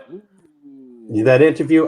What I want to see are the analytics of how many Roman orders were placed during that 5-minute period, and also how many hours did DEC stay up playing that in a loop, plugging into its pillow speaker as he laid down at night and thought nasty thoughts, Mama Gary. What a great interview! But I do think you're going to get knocked for it by Kirk. Oh, I'm sure. Of course I will. Because she wasn't in the studio. Well, I don't think she would come in the studio. Yeah, but didn't he say before he's like... You know what I mean? Am I right? Catch that. But, so, I don't know. There's a tough thing right there because I was talking about what more can I do for the show? What stuff can I do on my own? So there's a tough line to walk. Do I just do that on Thanksgiving night, or do I try to get her in the studio? Because me just doing it is me just doing it. It's what it was. It provided content on Twitter. I don't know. Should I have done it from the show account? Maybe. I didn't think that was something I should have done from the show account. The fact you what's that you broke up? It said to me on Wednesday. The fact that you even did it was outstanding. Right. I'm sure I'll get shit for it on some level, but I think it's an interesting. I will say this, Mike. Yeah. Thanksgiving Eve, I will think, wow, there's a guy who I listen to all the time who one Thanksgiving Eve asked his mother if she was still open for business downstairs. Yes, I asked about her natural moisture. Yes, you did. And I thank you for that. Yes, I think usually what I've learned in what I learned in the journalism class that I took in high school was that it's good to warm up an interview subject, kind of throw a softball out there first. So I believe I started with, "Are you currently sexually aroused?" Which I'm sure made her very comfortable. But I'm curious. I am. Wait, after stating you were the only two in the room, you asked her that. You're damn right. Well played. I think the last I checked, it was at like 21,000 views or something like that. How many of those do you think were DEC? 20,999. Yeah. Now, hey, we both watch it, so it has to be one last. But yeah, right. No, I mean, what's up, TJ? I can say, I did watch it last night. I did not rope one off on your mom's picture, but she screams radiant elegance. She is very sweet, Mike, and very I'm sure good looking, obviously. Yes. And she's only 10 years older than I am. So, well, there you go. I will say she's what is she, mid-50s? Yeah, right about there. So she's around my age, and she looks outstanding. She held herself with poise in that interview with her own son asking her those filthy questions. She deserves, if Kirk gives away awards at the end of the year or something, she's got to get one. Although I did point out that she wasn't the greatest interview subject. Didn't have a lot of, I feel like when I ask about the Vegas shooting hoax, she should have a great answer for that. I mean, come on, you got to be ready for that type of shit in an interview. If you're going against the Mike Wallace of a generation, really, my interviewing skills are up there with the greats. I think you got to be prepared to give some good answers. Well, you did a pretty good job of getting at least something out of her, but I think what you also did was, as much as Kirk is going to say, why not do that in the studio? I think you softened it up for her to be able to, at some point, come into the studio and give us that 1 hour interview we're all waiting for. Well, can I tell you, right? It's interesting. I think an interview with Kirk would be easier for her than what I did, because Kirk will be nice to her before he hits her with jokes. You know what I mean? Like, he'll warm her up, whereas I just went right out of the gate with, all right, obviously I have to be as outrageous or offensive as possible. So she might genuinely be. Yes. Yeah. Agreed. It was a great job. So I listened to that POS, Joe Chisel podcast. I know you wanted to get to that. I'm so glad you mentioned that. Well, I heard you on the last one. I hate Joe Chisel, not because he's a racist. That's his problem. And I think you should exploit that. Let him come on and show what a racist he is. Sure. I hate him because he's not funny. And I think he's mentally ill if you listen to his podcast. It's terrible. Here's the thing that I cannot figure out. I mean, I can figure it out, but he refuses to admit it to me. That's not the real guy, right? Like, Joe Chisel is a character that he's playing, but he refuses to drop it, which is the most bizarre part of it. Do we have any of that audio, Justin, or no? Oh, no. No way, dude. It's not the end of the world if you can't. What did you guys think of Joe Chisel? Did I drop him too soon? Did I drop him not soon enough? What do you think of his performance last week? Yeah, I mean, I watched like a little bit of it, as much as I could take before I was like, oh, okay, I've had enough of him. I mean, if he's acting, he's acting. That's all right. He's a pretty good actor then. But if he's not acting, Boy, that's tough to take for more than 2 minutes. But there's a That weird. sucks. I mean, you say pretty good actor. I disagree in the sense that no one's asking for that. No one's asking for that character to be played. Like no one's like, oh wow, look at this outrageous, captivating guy. Like it's the most basic stereotypes that you could put out there, the most basic, obvious jokes. And the fascinating thing I thought is the first episode of Two Dumb Men, the follow-up to his podcast For Dumb Men, I think it's titled like Thank You Blind Mike or something like that, which is fascinating because now this guy is going to get a bump off of being on a show that talks about another show. So he's a show that talks about his appearance on a show that is based around talking about another show. But which I find fascinating that Kirk has created that kind of a world. I agree. In and of itself, that's what makes it great that we've now gone, 3 degrees of separation from Kirk's... Yeah. We're about 8 layers deep now into this fucking mess.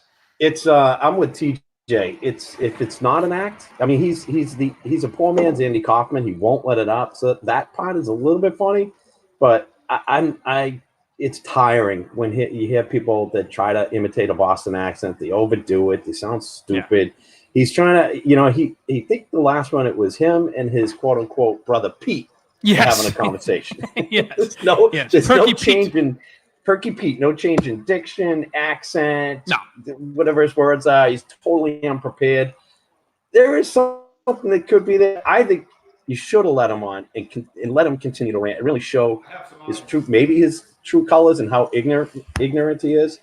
But if you never have him on again, or if I never hear him again, it won't be too soon. What I like about Joe Chisel is that he heard us rip apart on the Kirk Minifans show a podcast called For Dumb Men, where he did 4 stereotypical, awful, basic characters, and he heard us rip that apart and said, "You know what this needs? Let me just get rid of 2 of the characters.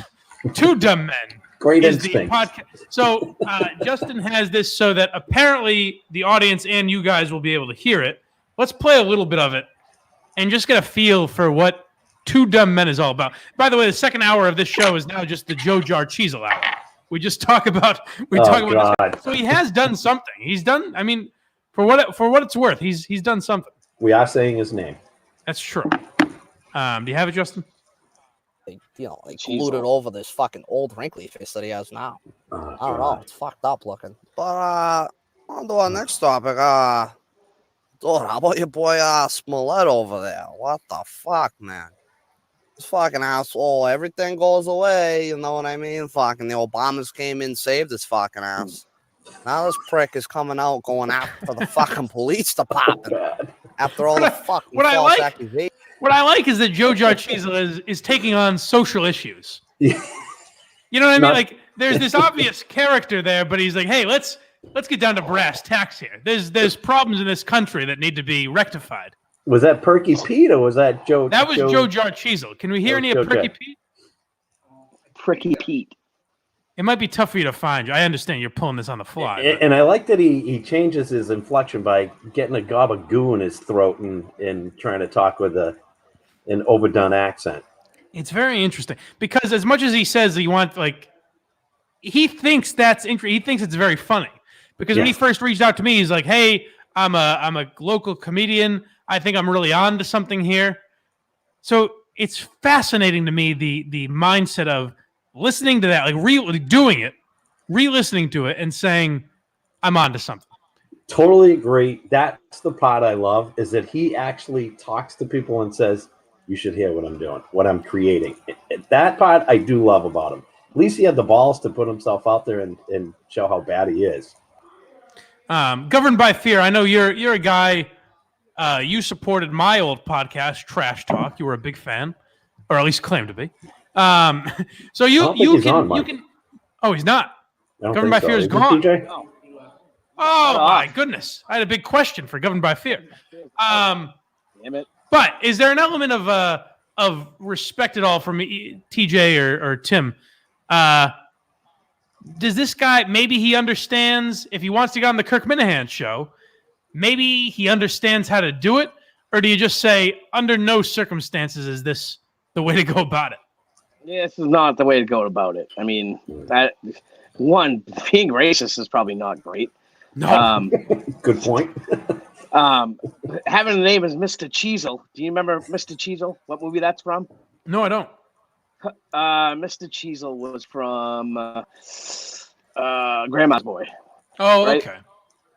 Well, this is Joe Chisel. A little slightly different. Let's not denigrate the guy too much. What if his name's Joe Jar and his last name's Chisel?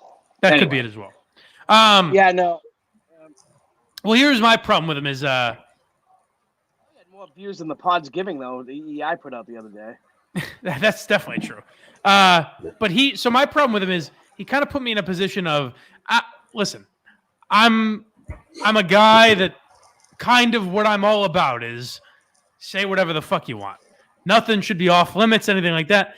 But if you come on here and you're throwing out things that I don't know if they're offensive, because they're technically another language, I guess. If you basically, if you consider The Sopranos another language, like anyone that watches The Sopranos knows what he was saying. But in my mind, I was like, I don't know. I don't know if I'm supposed to allow this or not.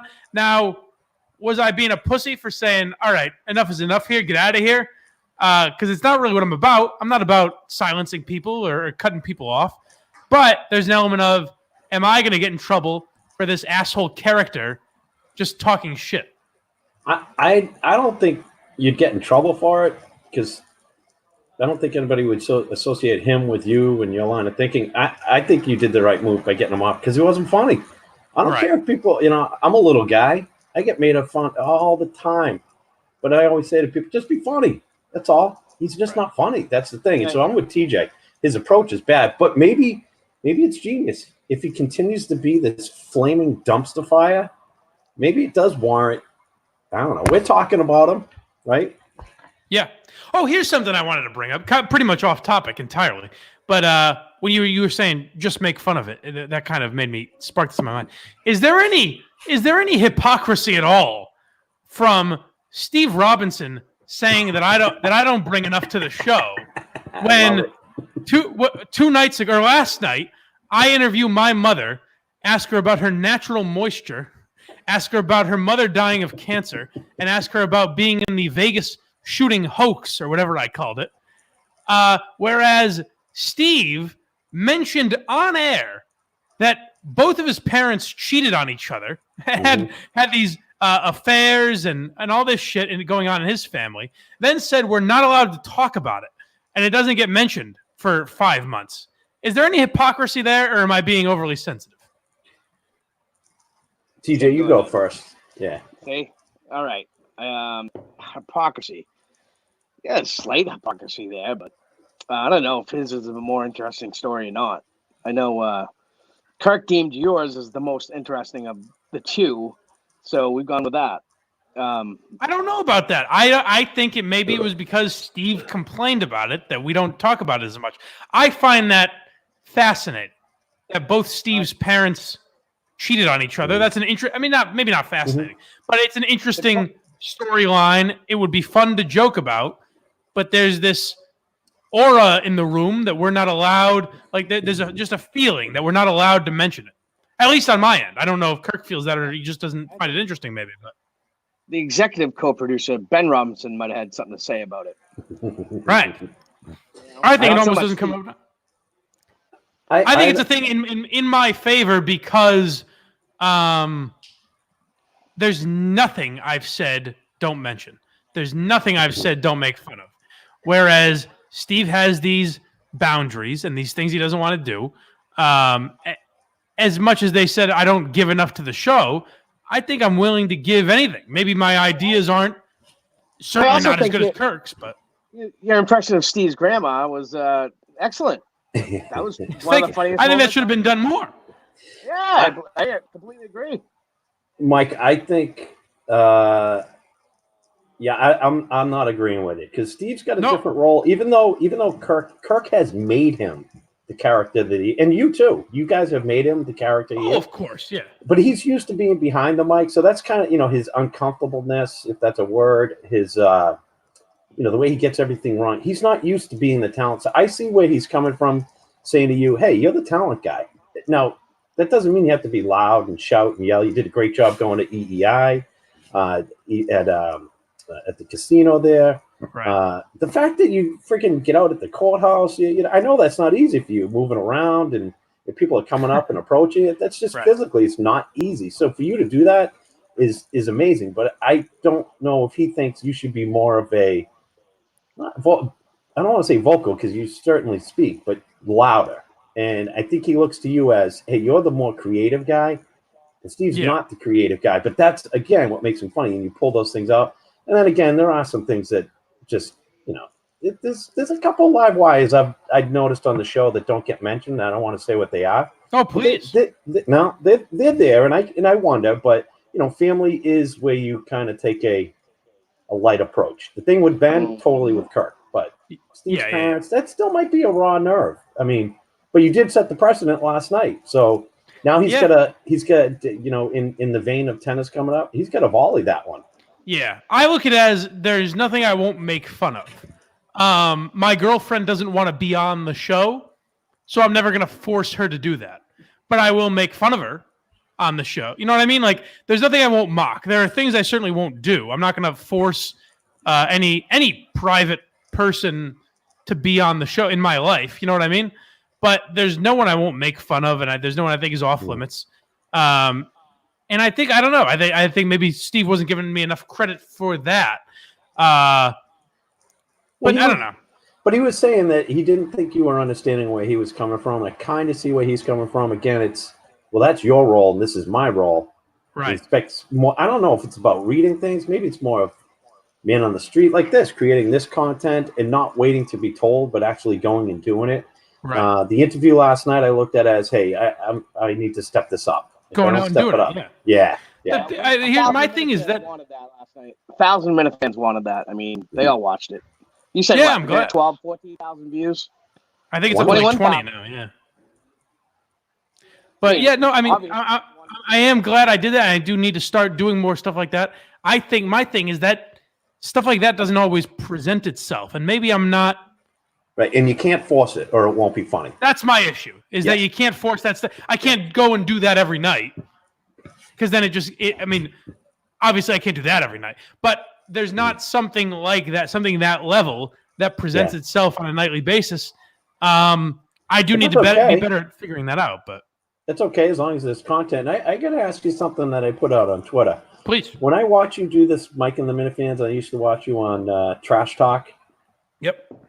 You remind me of a third world cult leader speaking to his minions. And wait, I'm just waiting for you to say, okay, everybody drink the Kool-Aid.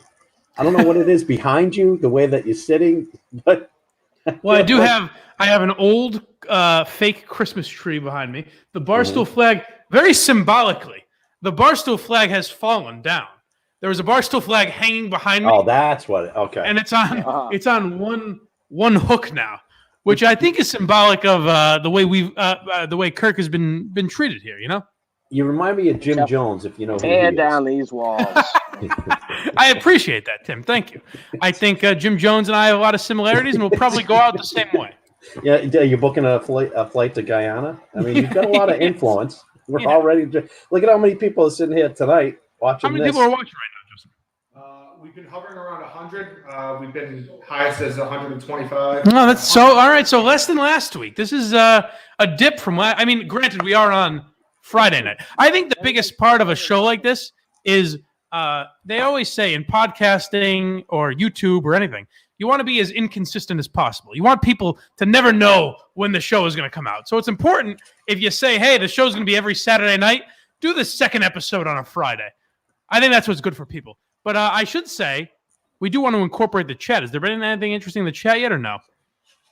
For the most part, people have just been kind of like half and half on whether they want Meek Mike or they want Fighty Mike that we're getting tonight. Yeah. People are either taking your side or taking Steve's side of this whole. Well, there's been some people on Steve's side. Well, they can go fuck themselves. Yeah, there you go. Get out. Get the hell out of here. Oh, I want you to leave. Unsubscribe. You want me to is try that this? Close enough to Kirk for you? You want me to try this prank call? Oh, yeah, let's hear it.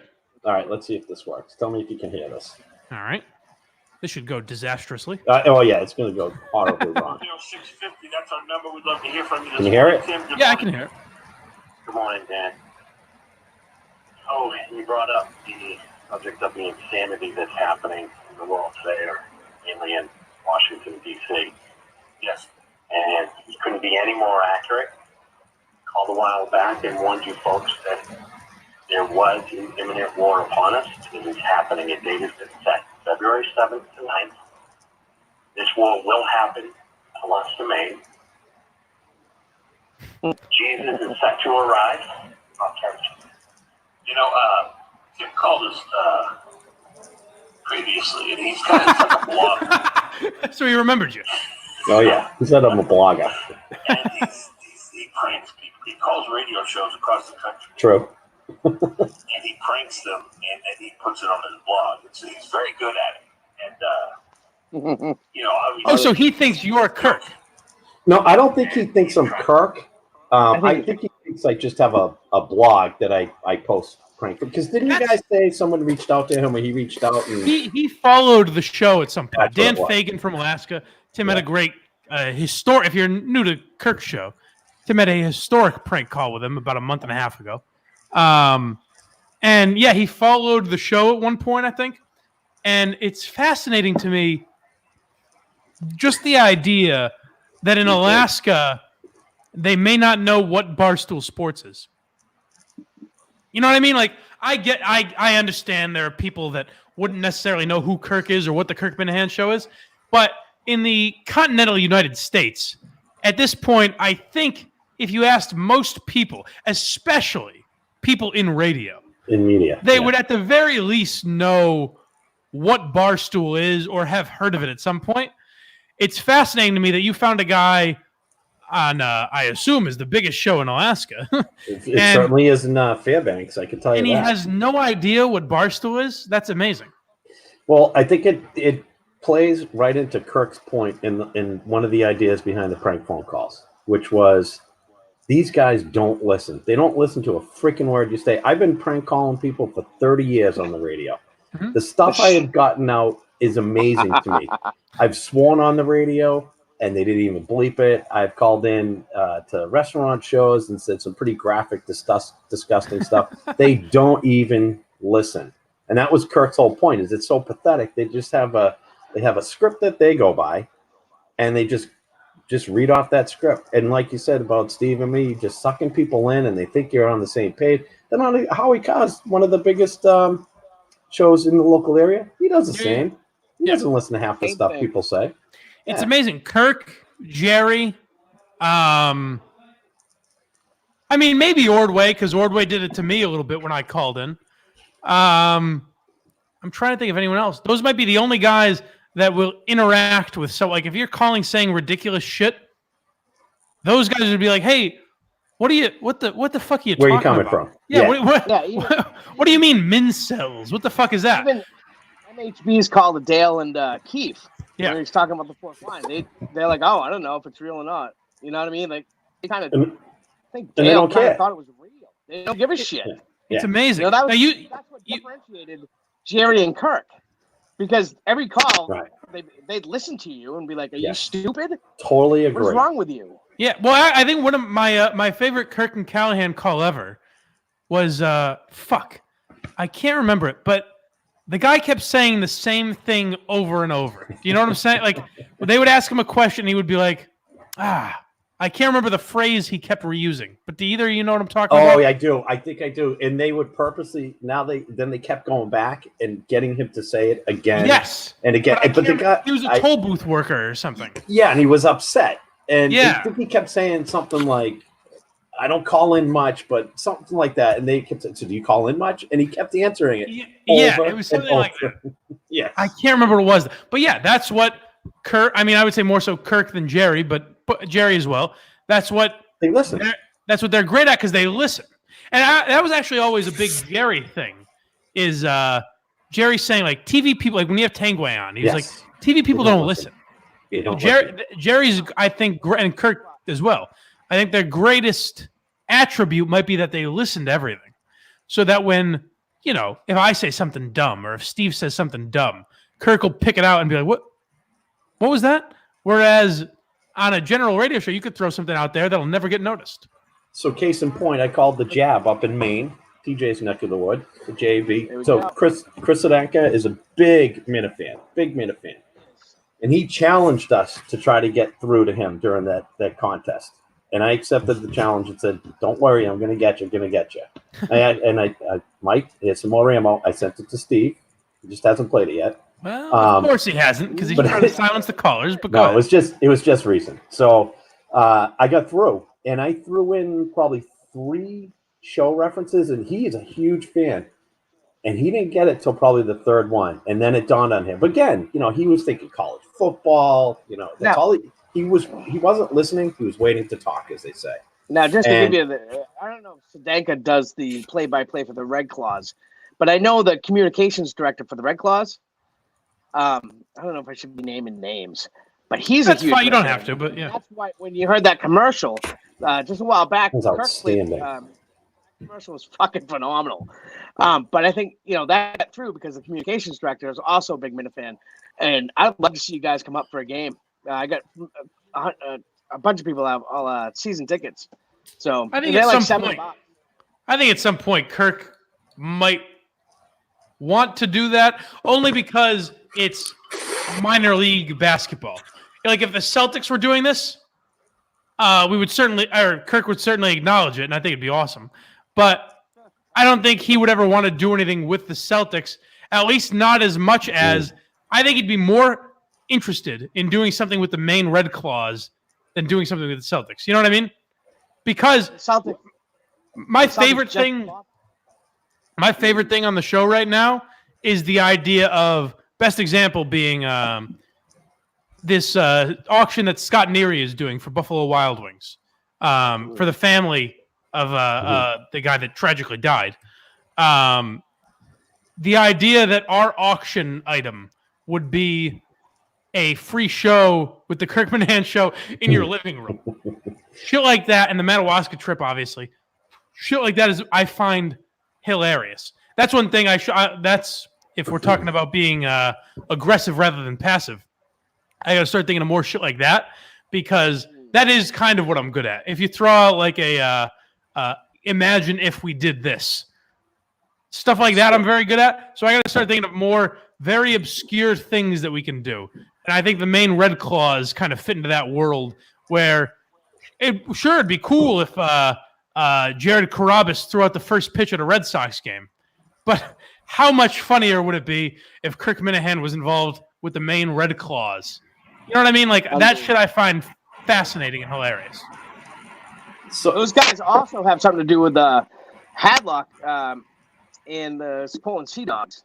So maybe the first pitch isn't too far out of reach. Oh, good idea. Maybe Blind Mike throws out a first pitch. Wouldn't that be hilarious? Hey, a blind guy didn't throw a strike. What are the odds? Isn't that wacky, folks? So, Mike, I've been meaning to ask you if you would be willing to do a family portrait for me. I'll pay you, obviously. If I sent you a picture and have you do a family portrait, but maybe something like that where you sit down on a Mike and the Minifans and do a portrait for us and paint somebody. I think that would be hilarious. But you brought up something on the last show that I wanted to make sure I mentioned today about Kirk being a ripoff of Howard Stern. You know, that he gets, sometimes people say that. I agree. His show is different, and it definitely has an influence, but there's nothing wrong with being a Howard Stern ripoff. It's successful. That's like saying, here's my thing. Ripoff of Einstein. Ripoff is not the right word. Right. I agree. Yeah. He does it in his own way, and what's so bad about, like you mentioned, for me, I love making prank calls. They make me laugh. That's why I do it. They make me and my friends laugh. They embarrass my family. So the Richard and Sal, Crank Yankees, the Jerky Boys, I love those things, right? So what's so people hearing these calls and then they say it's so funny. I'm not doing anything new. I'm not doing anything different. Well, just the idea. Heard us do it. Let me put it this way. If Kirk Minihane is a Howard Stern ripoff, then everyone who has ever wanted to get into radio is a ripoff of Marconi. There you go. You know what I mean? It's the idea of wanting to get into radio or wanting to get into shocking or offensive radio. That's not it's not an original thought in any way. Like Kirk or me or Steve or anyone wanting to get into radio is not an original thought. But I think a lot of people want to get into radio. But Kirk said, why not have a role model who is the best at it of all time? You know what I mean? Like there's nothing, and Howard Stern had his wrong with influence. that. Howard Stern had his, like people say Howard Stern stole from Steve Allen and Soupy Sales. There's a guy from Detroit that I can't think of his name, but there are a lot of people that people say Howard Stern ripped this guy off. I look at it as, and maybe Howard Stern did rip some things off. I don't know enough about the history, but there's a big difference between influence and stealing. Made the product better. Everybody's influenced by somebody. Right. Yeah. No matter what you do, everybody's influenced Like by somebody. Like the reason people shit on like Dane Cook. Joe Cheese isn't influenced by anybody. Exactly. Yeah, Joe Cheese is an original character. Yeah, he's a generational talent. But you look at I don't necessarily know if Dane Cook stole jokes, but that's what Dane Cook was accused of. It was literally ripping off jokes that other people told. Whereas Kirk or Opie and Anthony were influenced by Stern. They did some similar things that you can obviously tell, okay, this person was obviously a fan of that show, but it's not ripping someone off. Ripping off someone someone's stick is different than actually, ripping someone off is if Kirk had me read the news and laugh at everything he said at 7:44 every day. And called Steve Rababooey, and you know what I mean? That would be ripping off Howard Stern.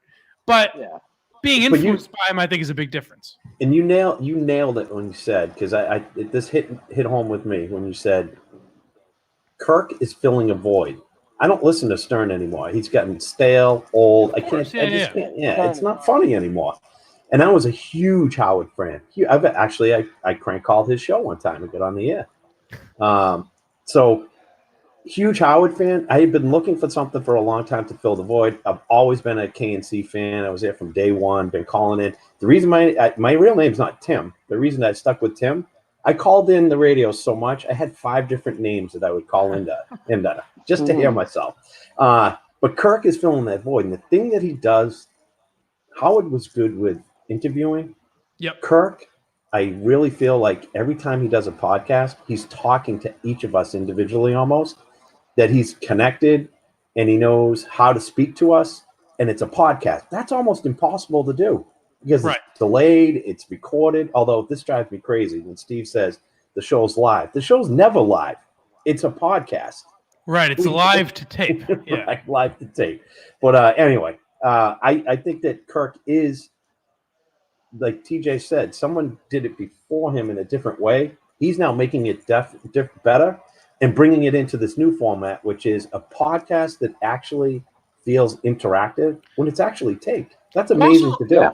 Also, what Kirk does is so much different than Stern from the perspective of trying to get guests that disagree with you. Yes. Trying to get into fights with people that disagree with you. Trying to point out the hypocrisy in journalism. That is vastly different from anything. Stern never did that. Stern never gave a fuck about that shit. The Ellen DeGeneres is the great example, right? Right. The day she came on, and I love the way you dance. That's when I said, I'm done. Never going back. Haven't gone back. I think I've dipped in once or twice, and it's terrible. It's one thing I can say about Kirk. Maybe it's a different level of enemy, but he will never have Shirley Leung on to tell her how great her column was. Yeah. That's one thing I can assure you about. I don't know. Maybe I don't know a lot about Kirk Minahan, but that's one thing I can absolutely guarantee. There's not enough money in this world for him to do that. No. I mean, you could offer him everything Russia owns, and Kirk would probably be like, no, I'll pass. I'll say that's one thing, too, that I respect about Kirk. As much as I guess we were critical of him on the show on Wednesday for saying that he doesn't think the show will ever beat Rogan or pardon my take. The one thing I respect the shit out of Kirk is he said, I don't need to do this for money. I'm doing it to put out a good product. Where Stern has more money than God. Yeah. And he's done everything he can to keep growing that, to keep like wealth and celebrity was more important to Stern, where what's most important to Kirk over anything else is doing a good show. It's the artist versus the businessman, right? Yes. Stern has become the ultimate businessman. He did a great job at it, Yep. but his time has passed. He should retire. It's not. And Kirk, I totally get where he's coming from with the creativity, with the artistic value, and the fact that he genuinely does not care if anybody listens. And then again, maybe nobody is listening, and KMS wallpaper is right. This is none of this. We're all in a great simulation where, like you said, as Jim Jones, I will have everyone kill themselves up in Madawaska. And by the way, I was watching a bunch of One Flew Over the Cuckoo's Nest clips yesterday. Yep. This world that Kirk has created is almost the exact carbon copy. They go on a fishing trip. They're in they're watching TV and it's not on, and Kirk's McMurphy yelling at Nurse Ratched, who is Steve. That is my favorite thing to do now, by the way, is that bit where just the idea that Kirk, this is all in Kirk's imagination. Yes, it's perfect, and that's why I go back to why it's different, why it's successful. And I'm with you. I do think over time, Pardon My Take is different, and people haven't heard a podcast like this, and we're all Minifans and Mincels. The word is getting out there, and I run into more and more people that listen to the podcast that didn't, they weren't aware that it was available every day. Yeah. He's gaining traction, and I do think it absolutely has the potential to get that big. But I respect that Kirk says that's not my goal. My goal is to put out good content. Period. Right. End of story. You like it, you like it. You don't, screw. I love it. But there is an element of it. So I was talking to Steve from Providence before the show started, and he was telling me that his one of the best callers to EEI ever. A legend.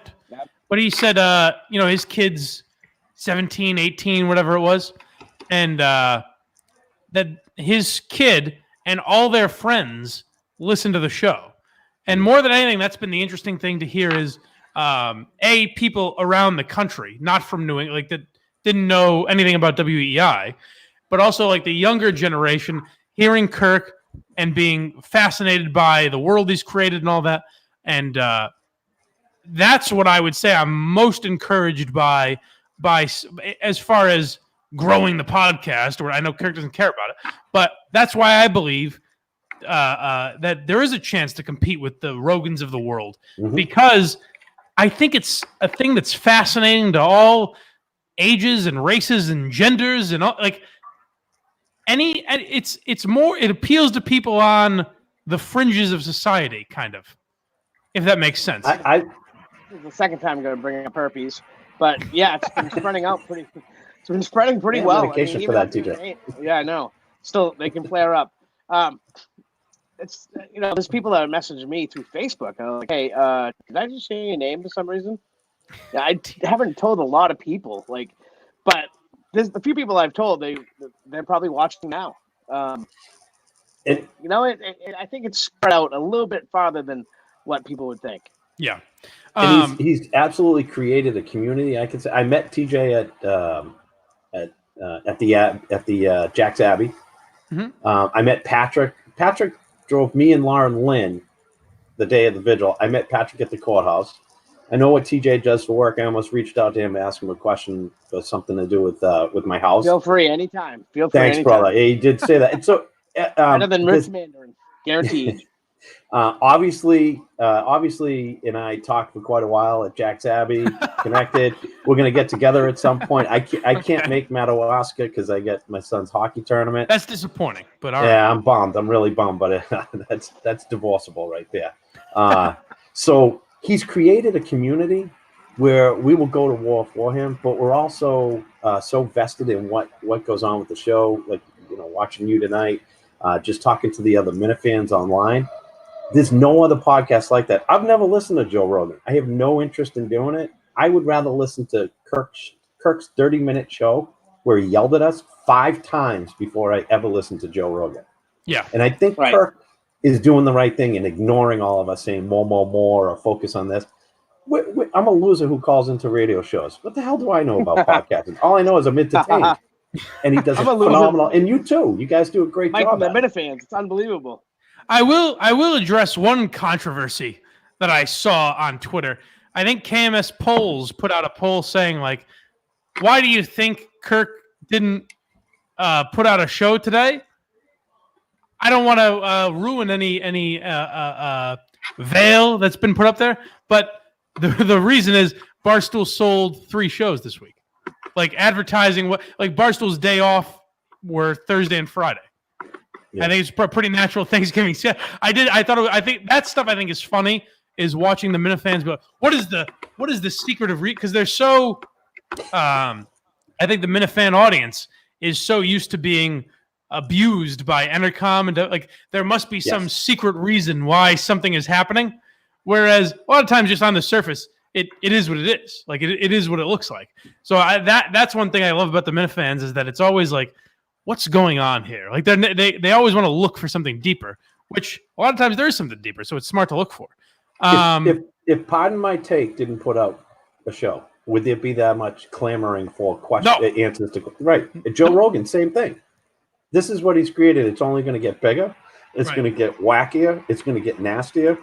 But I do think it's going to get there. Believe it or not, I agree with that cuckoo from Westwood, Dave Cullinane, who, by the way, looks like he gets his hair cut with a Craftsman mower. What the hell? Some people have pointed out in certain pictures, Cullinane's hair looks blonder than others. Do we think he dyes his hair? No doubt. You think so? I no doubt in my mind. Breaking news here on Mike and the Minifans, folks. Dave Cullinane bleaches his hair blonde. This is and you know someone's sponsoring. Does he bleach his asshole? These are the questions, TJ. It's an excellent question, and I think people should investigate and find out.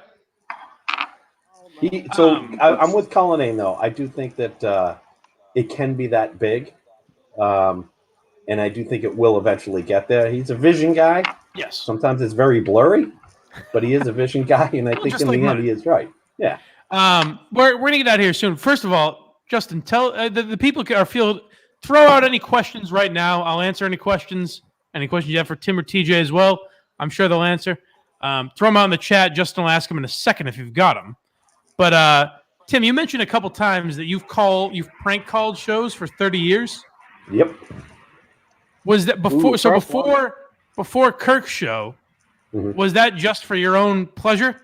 I'm an absolute cellar dweller, psycho loser. I have a family, a mortgage. That's what I find amazing. So, like, when you hear guys like that, you always like if you hear what's his name, Sour Shoes. Yes, love Sour Shoes is a guy that lives in his mother's basement, a wacky guy, whatever.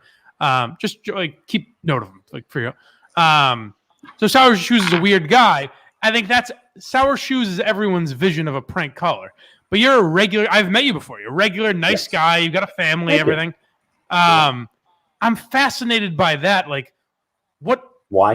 Why do you do it? Great question. Because I'm a lunatic. But I was first put up to the challenge in college.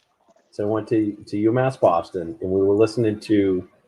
I think my first call was when Magic said he had gotten diagnosed with HIV. Right. And we used to we worked there too, and we used to listen to sports radio all day, which was terrible. 16 hours of crap, right? Yeah. The same thing by different people. And my buddy challenged me to call in and get on the air, and that was it. Off to the races. I used to call.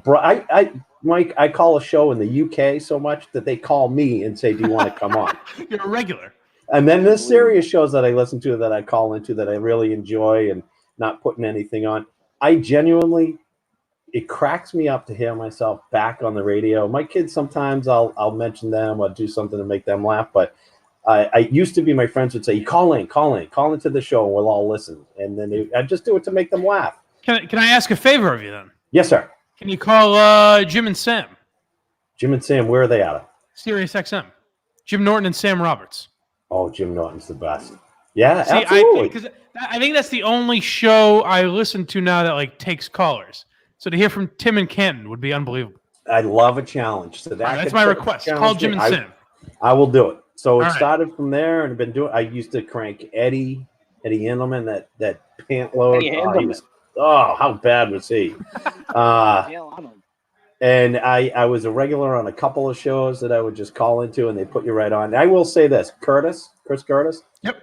Always put me right on. Always. Oh, good. Always. As soon as I called in, although he did bomb me once for a month. because I went a little bit overboard. Yeah, with my language. Well, but he's got a lot on his plate. I've heard. So. But anytime I called in, he would say, "Hang on, Tim," and he put me right up, and he was great about it. And contrary to what Mutt thinks, the only time I wrote something down was when I had a poem. Other than that, I just listened to what they were talking about, call in, and spout it out there. So, I will say it all started. I used to prank call my own mother. I'd be at work. I worked at a corner store, and then I'd prank call her. All right, Justin. Any questions for the boys before we get out of here? Did Mike go to La Florentina? Did Mike go to La Florentina? Yeah, I did not. I went to my reunion was at Christopher's. Shout out to Christopher's in Springfield. But no La Florentina. Anything else? Does Kirk bring that shit home? How does his wife deal with him? That seems to be yeah, I wouldn't know anything about Kirk's home life. That's kind of for Kirk. But yeah, I have no idea. I don't know how close you think we are, but I don't know. Here's one for you. Do you think that Steve was saying, what's your opinion on the school article because he thinks you don't have opinion? Yes. So that great question. So I don't know. They can't hear you, right? So the question was Steve asking what was my opinion on the Messiah College article because he thinks I don't have opinions. That's exactly what I was thinking. And my logic was, why? Why do you think I don't have opinions? I have opinions on this shit all the time. They might be the same because when I'm consistent because when we bring up the subject of someone getting kicked out of school or getting fired for words they say, I remain consistent. So maybe it's the same opinion a lot. But yeah, I did get that vibe that here's what I think. I think that Steve thought I hadn't read the article. When in reality I had, and I was very interested in it. And it's an article that he sent. So even if I knew nothing about it, if Kirk was interested in it, it will make for good content. That's why I brought it up. If Kirk likes it, he can talk. He's excellent at talking about it. If he doesn't like it, he can say, "Fuck you. I don't want to talk about that issue." But that's a great question because that is exactly what I thought. Is that Steve thinks I don't have good opinions or that I'm not well read enough or something like that. But Mike, maybe that there's the opportunity that he's talking about where instead of just talking about it, calling the school, calling the kid, get an interview with him to get his thoughts, or maybe I don't know. You're right. That is a good. You're right about now. That's what you're right about. I think that Tim. I mean, I think that Steve was saying I don't have great opinions, but you are right. When I see something like that, I should try to cause trouble in that manner, and I got to be better at that. You're right about that. More proactive, I think. Yes, exactly. Maybe getting after it, and see if you can come up with something. Yeah. Other than maybe they both perceive you as sitting on your hands when something like that happens. I don't know. You're right. Because hey, like if my opinion is going to be the same all the time, then I got to make something unique out of it. Maybe I got to cause some trouble, go down to the school, whatever the fuck it is. Hey, but yeah, you're right. Johnny Carson's sidekick Ed made a living for 40 years by saying nothing more than yes. So it's okay. I don't know, but I don't want to be that. I don't want to be the hi-yo guy. Hi-yo. We listen to Kirk because we agree with him. You know what I mean? You probably listen to Kirk because you have some agreement with him. That's the thing. It's hard. When I see people coming out on Twitter and saying, "Oh, Blind Mike has to disagree with someone." What if you don't fucking disagree with them? Right. That's the thing. Right. People give me a lot of shit, and Steve gets this too. Yeah. And they have to have this contrived argument on air that we can all as fans all can see that's contrived. It's not genuine. To be fair to Steve gets this criticism a lot too, which is unfair. But me and Steve both get, "Oh, you guys just agree with Kirk." I think we gravitated toward Kirk because we agree with him. Yeah. It wasn't like, you know what I mean? I could be working for Dale Arnold right now. Oh, how horrible would that be? I could be working for Joe's. If I was a yes man, I would be right now working for Joe Zarbano. That's just a fact. There's a small chance that my mother, who's Dale Arnold's age, who grew up in the next town over, they could have dated at some point. Oh, with a small chance. Really? Breaking news. Very small chance. Was Dale a gentleman? Is what I'm wondering. I'm just saying they could have. I don't know if they did. All right. We'll get to the bottom of that. Anything else, Justin? Not really. Nah. Boy, the chat is disappointing this week. Mike at the Minifans week 2. Do we consider it a success or no? I will say Coffee this. with the crazy. I will say this. Week 1 of Mike and the Minifans, 4 Michelob Ultras finished. Week 2, here's my 5th. About to go down right now. That a boy. So, I think, here with the Coronas. and I'm teaching Justin here, who's an intern. I think it's my goal. My goal is to teach Justin, you set goals and you achieve them.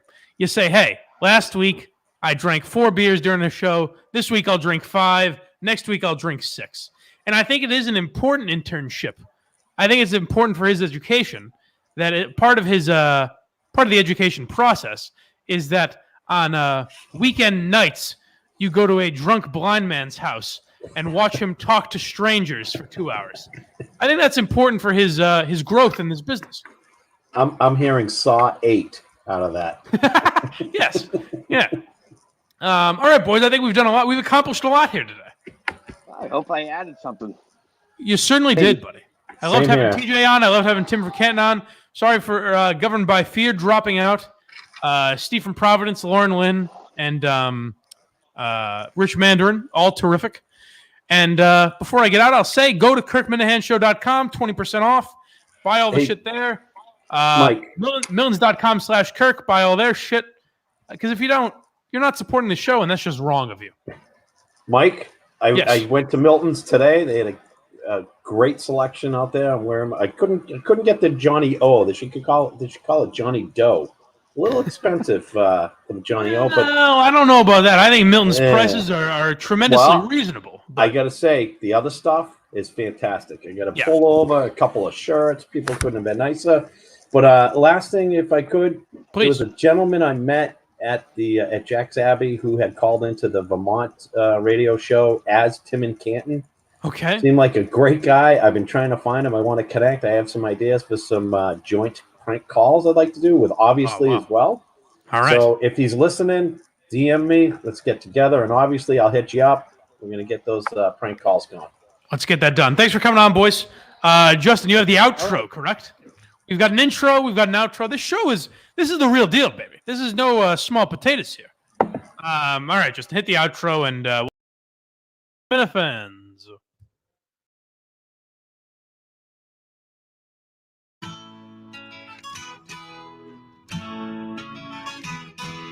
Another tough day at work today. Stephen Kirk, think I suck.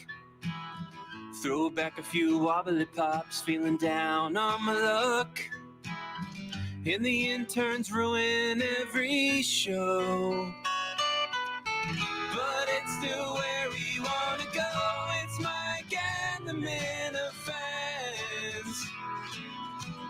'Cause nobody had any better plans. You want to be with DC and our aim in a hand. The host can't see it's Mike and the Minifans. And nobody's seen real MHB. This whole thing is a sham. You never see him pee, it's Mike and the Minifans.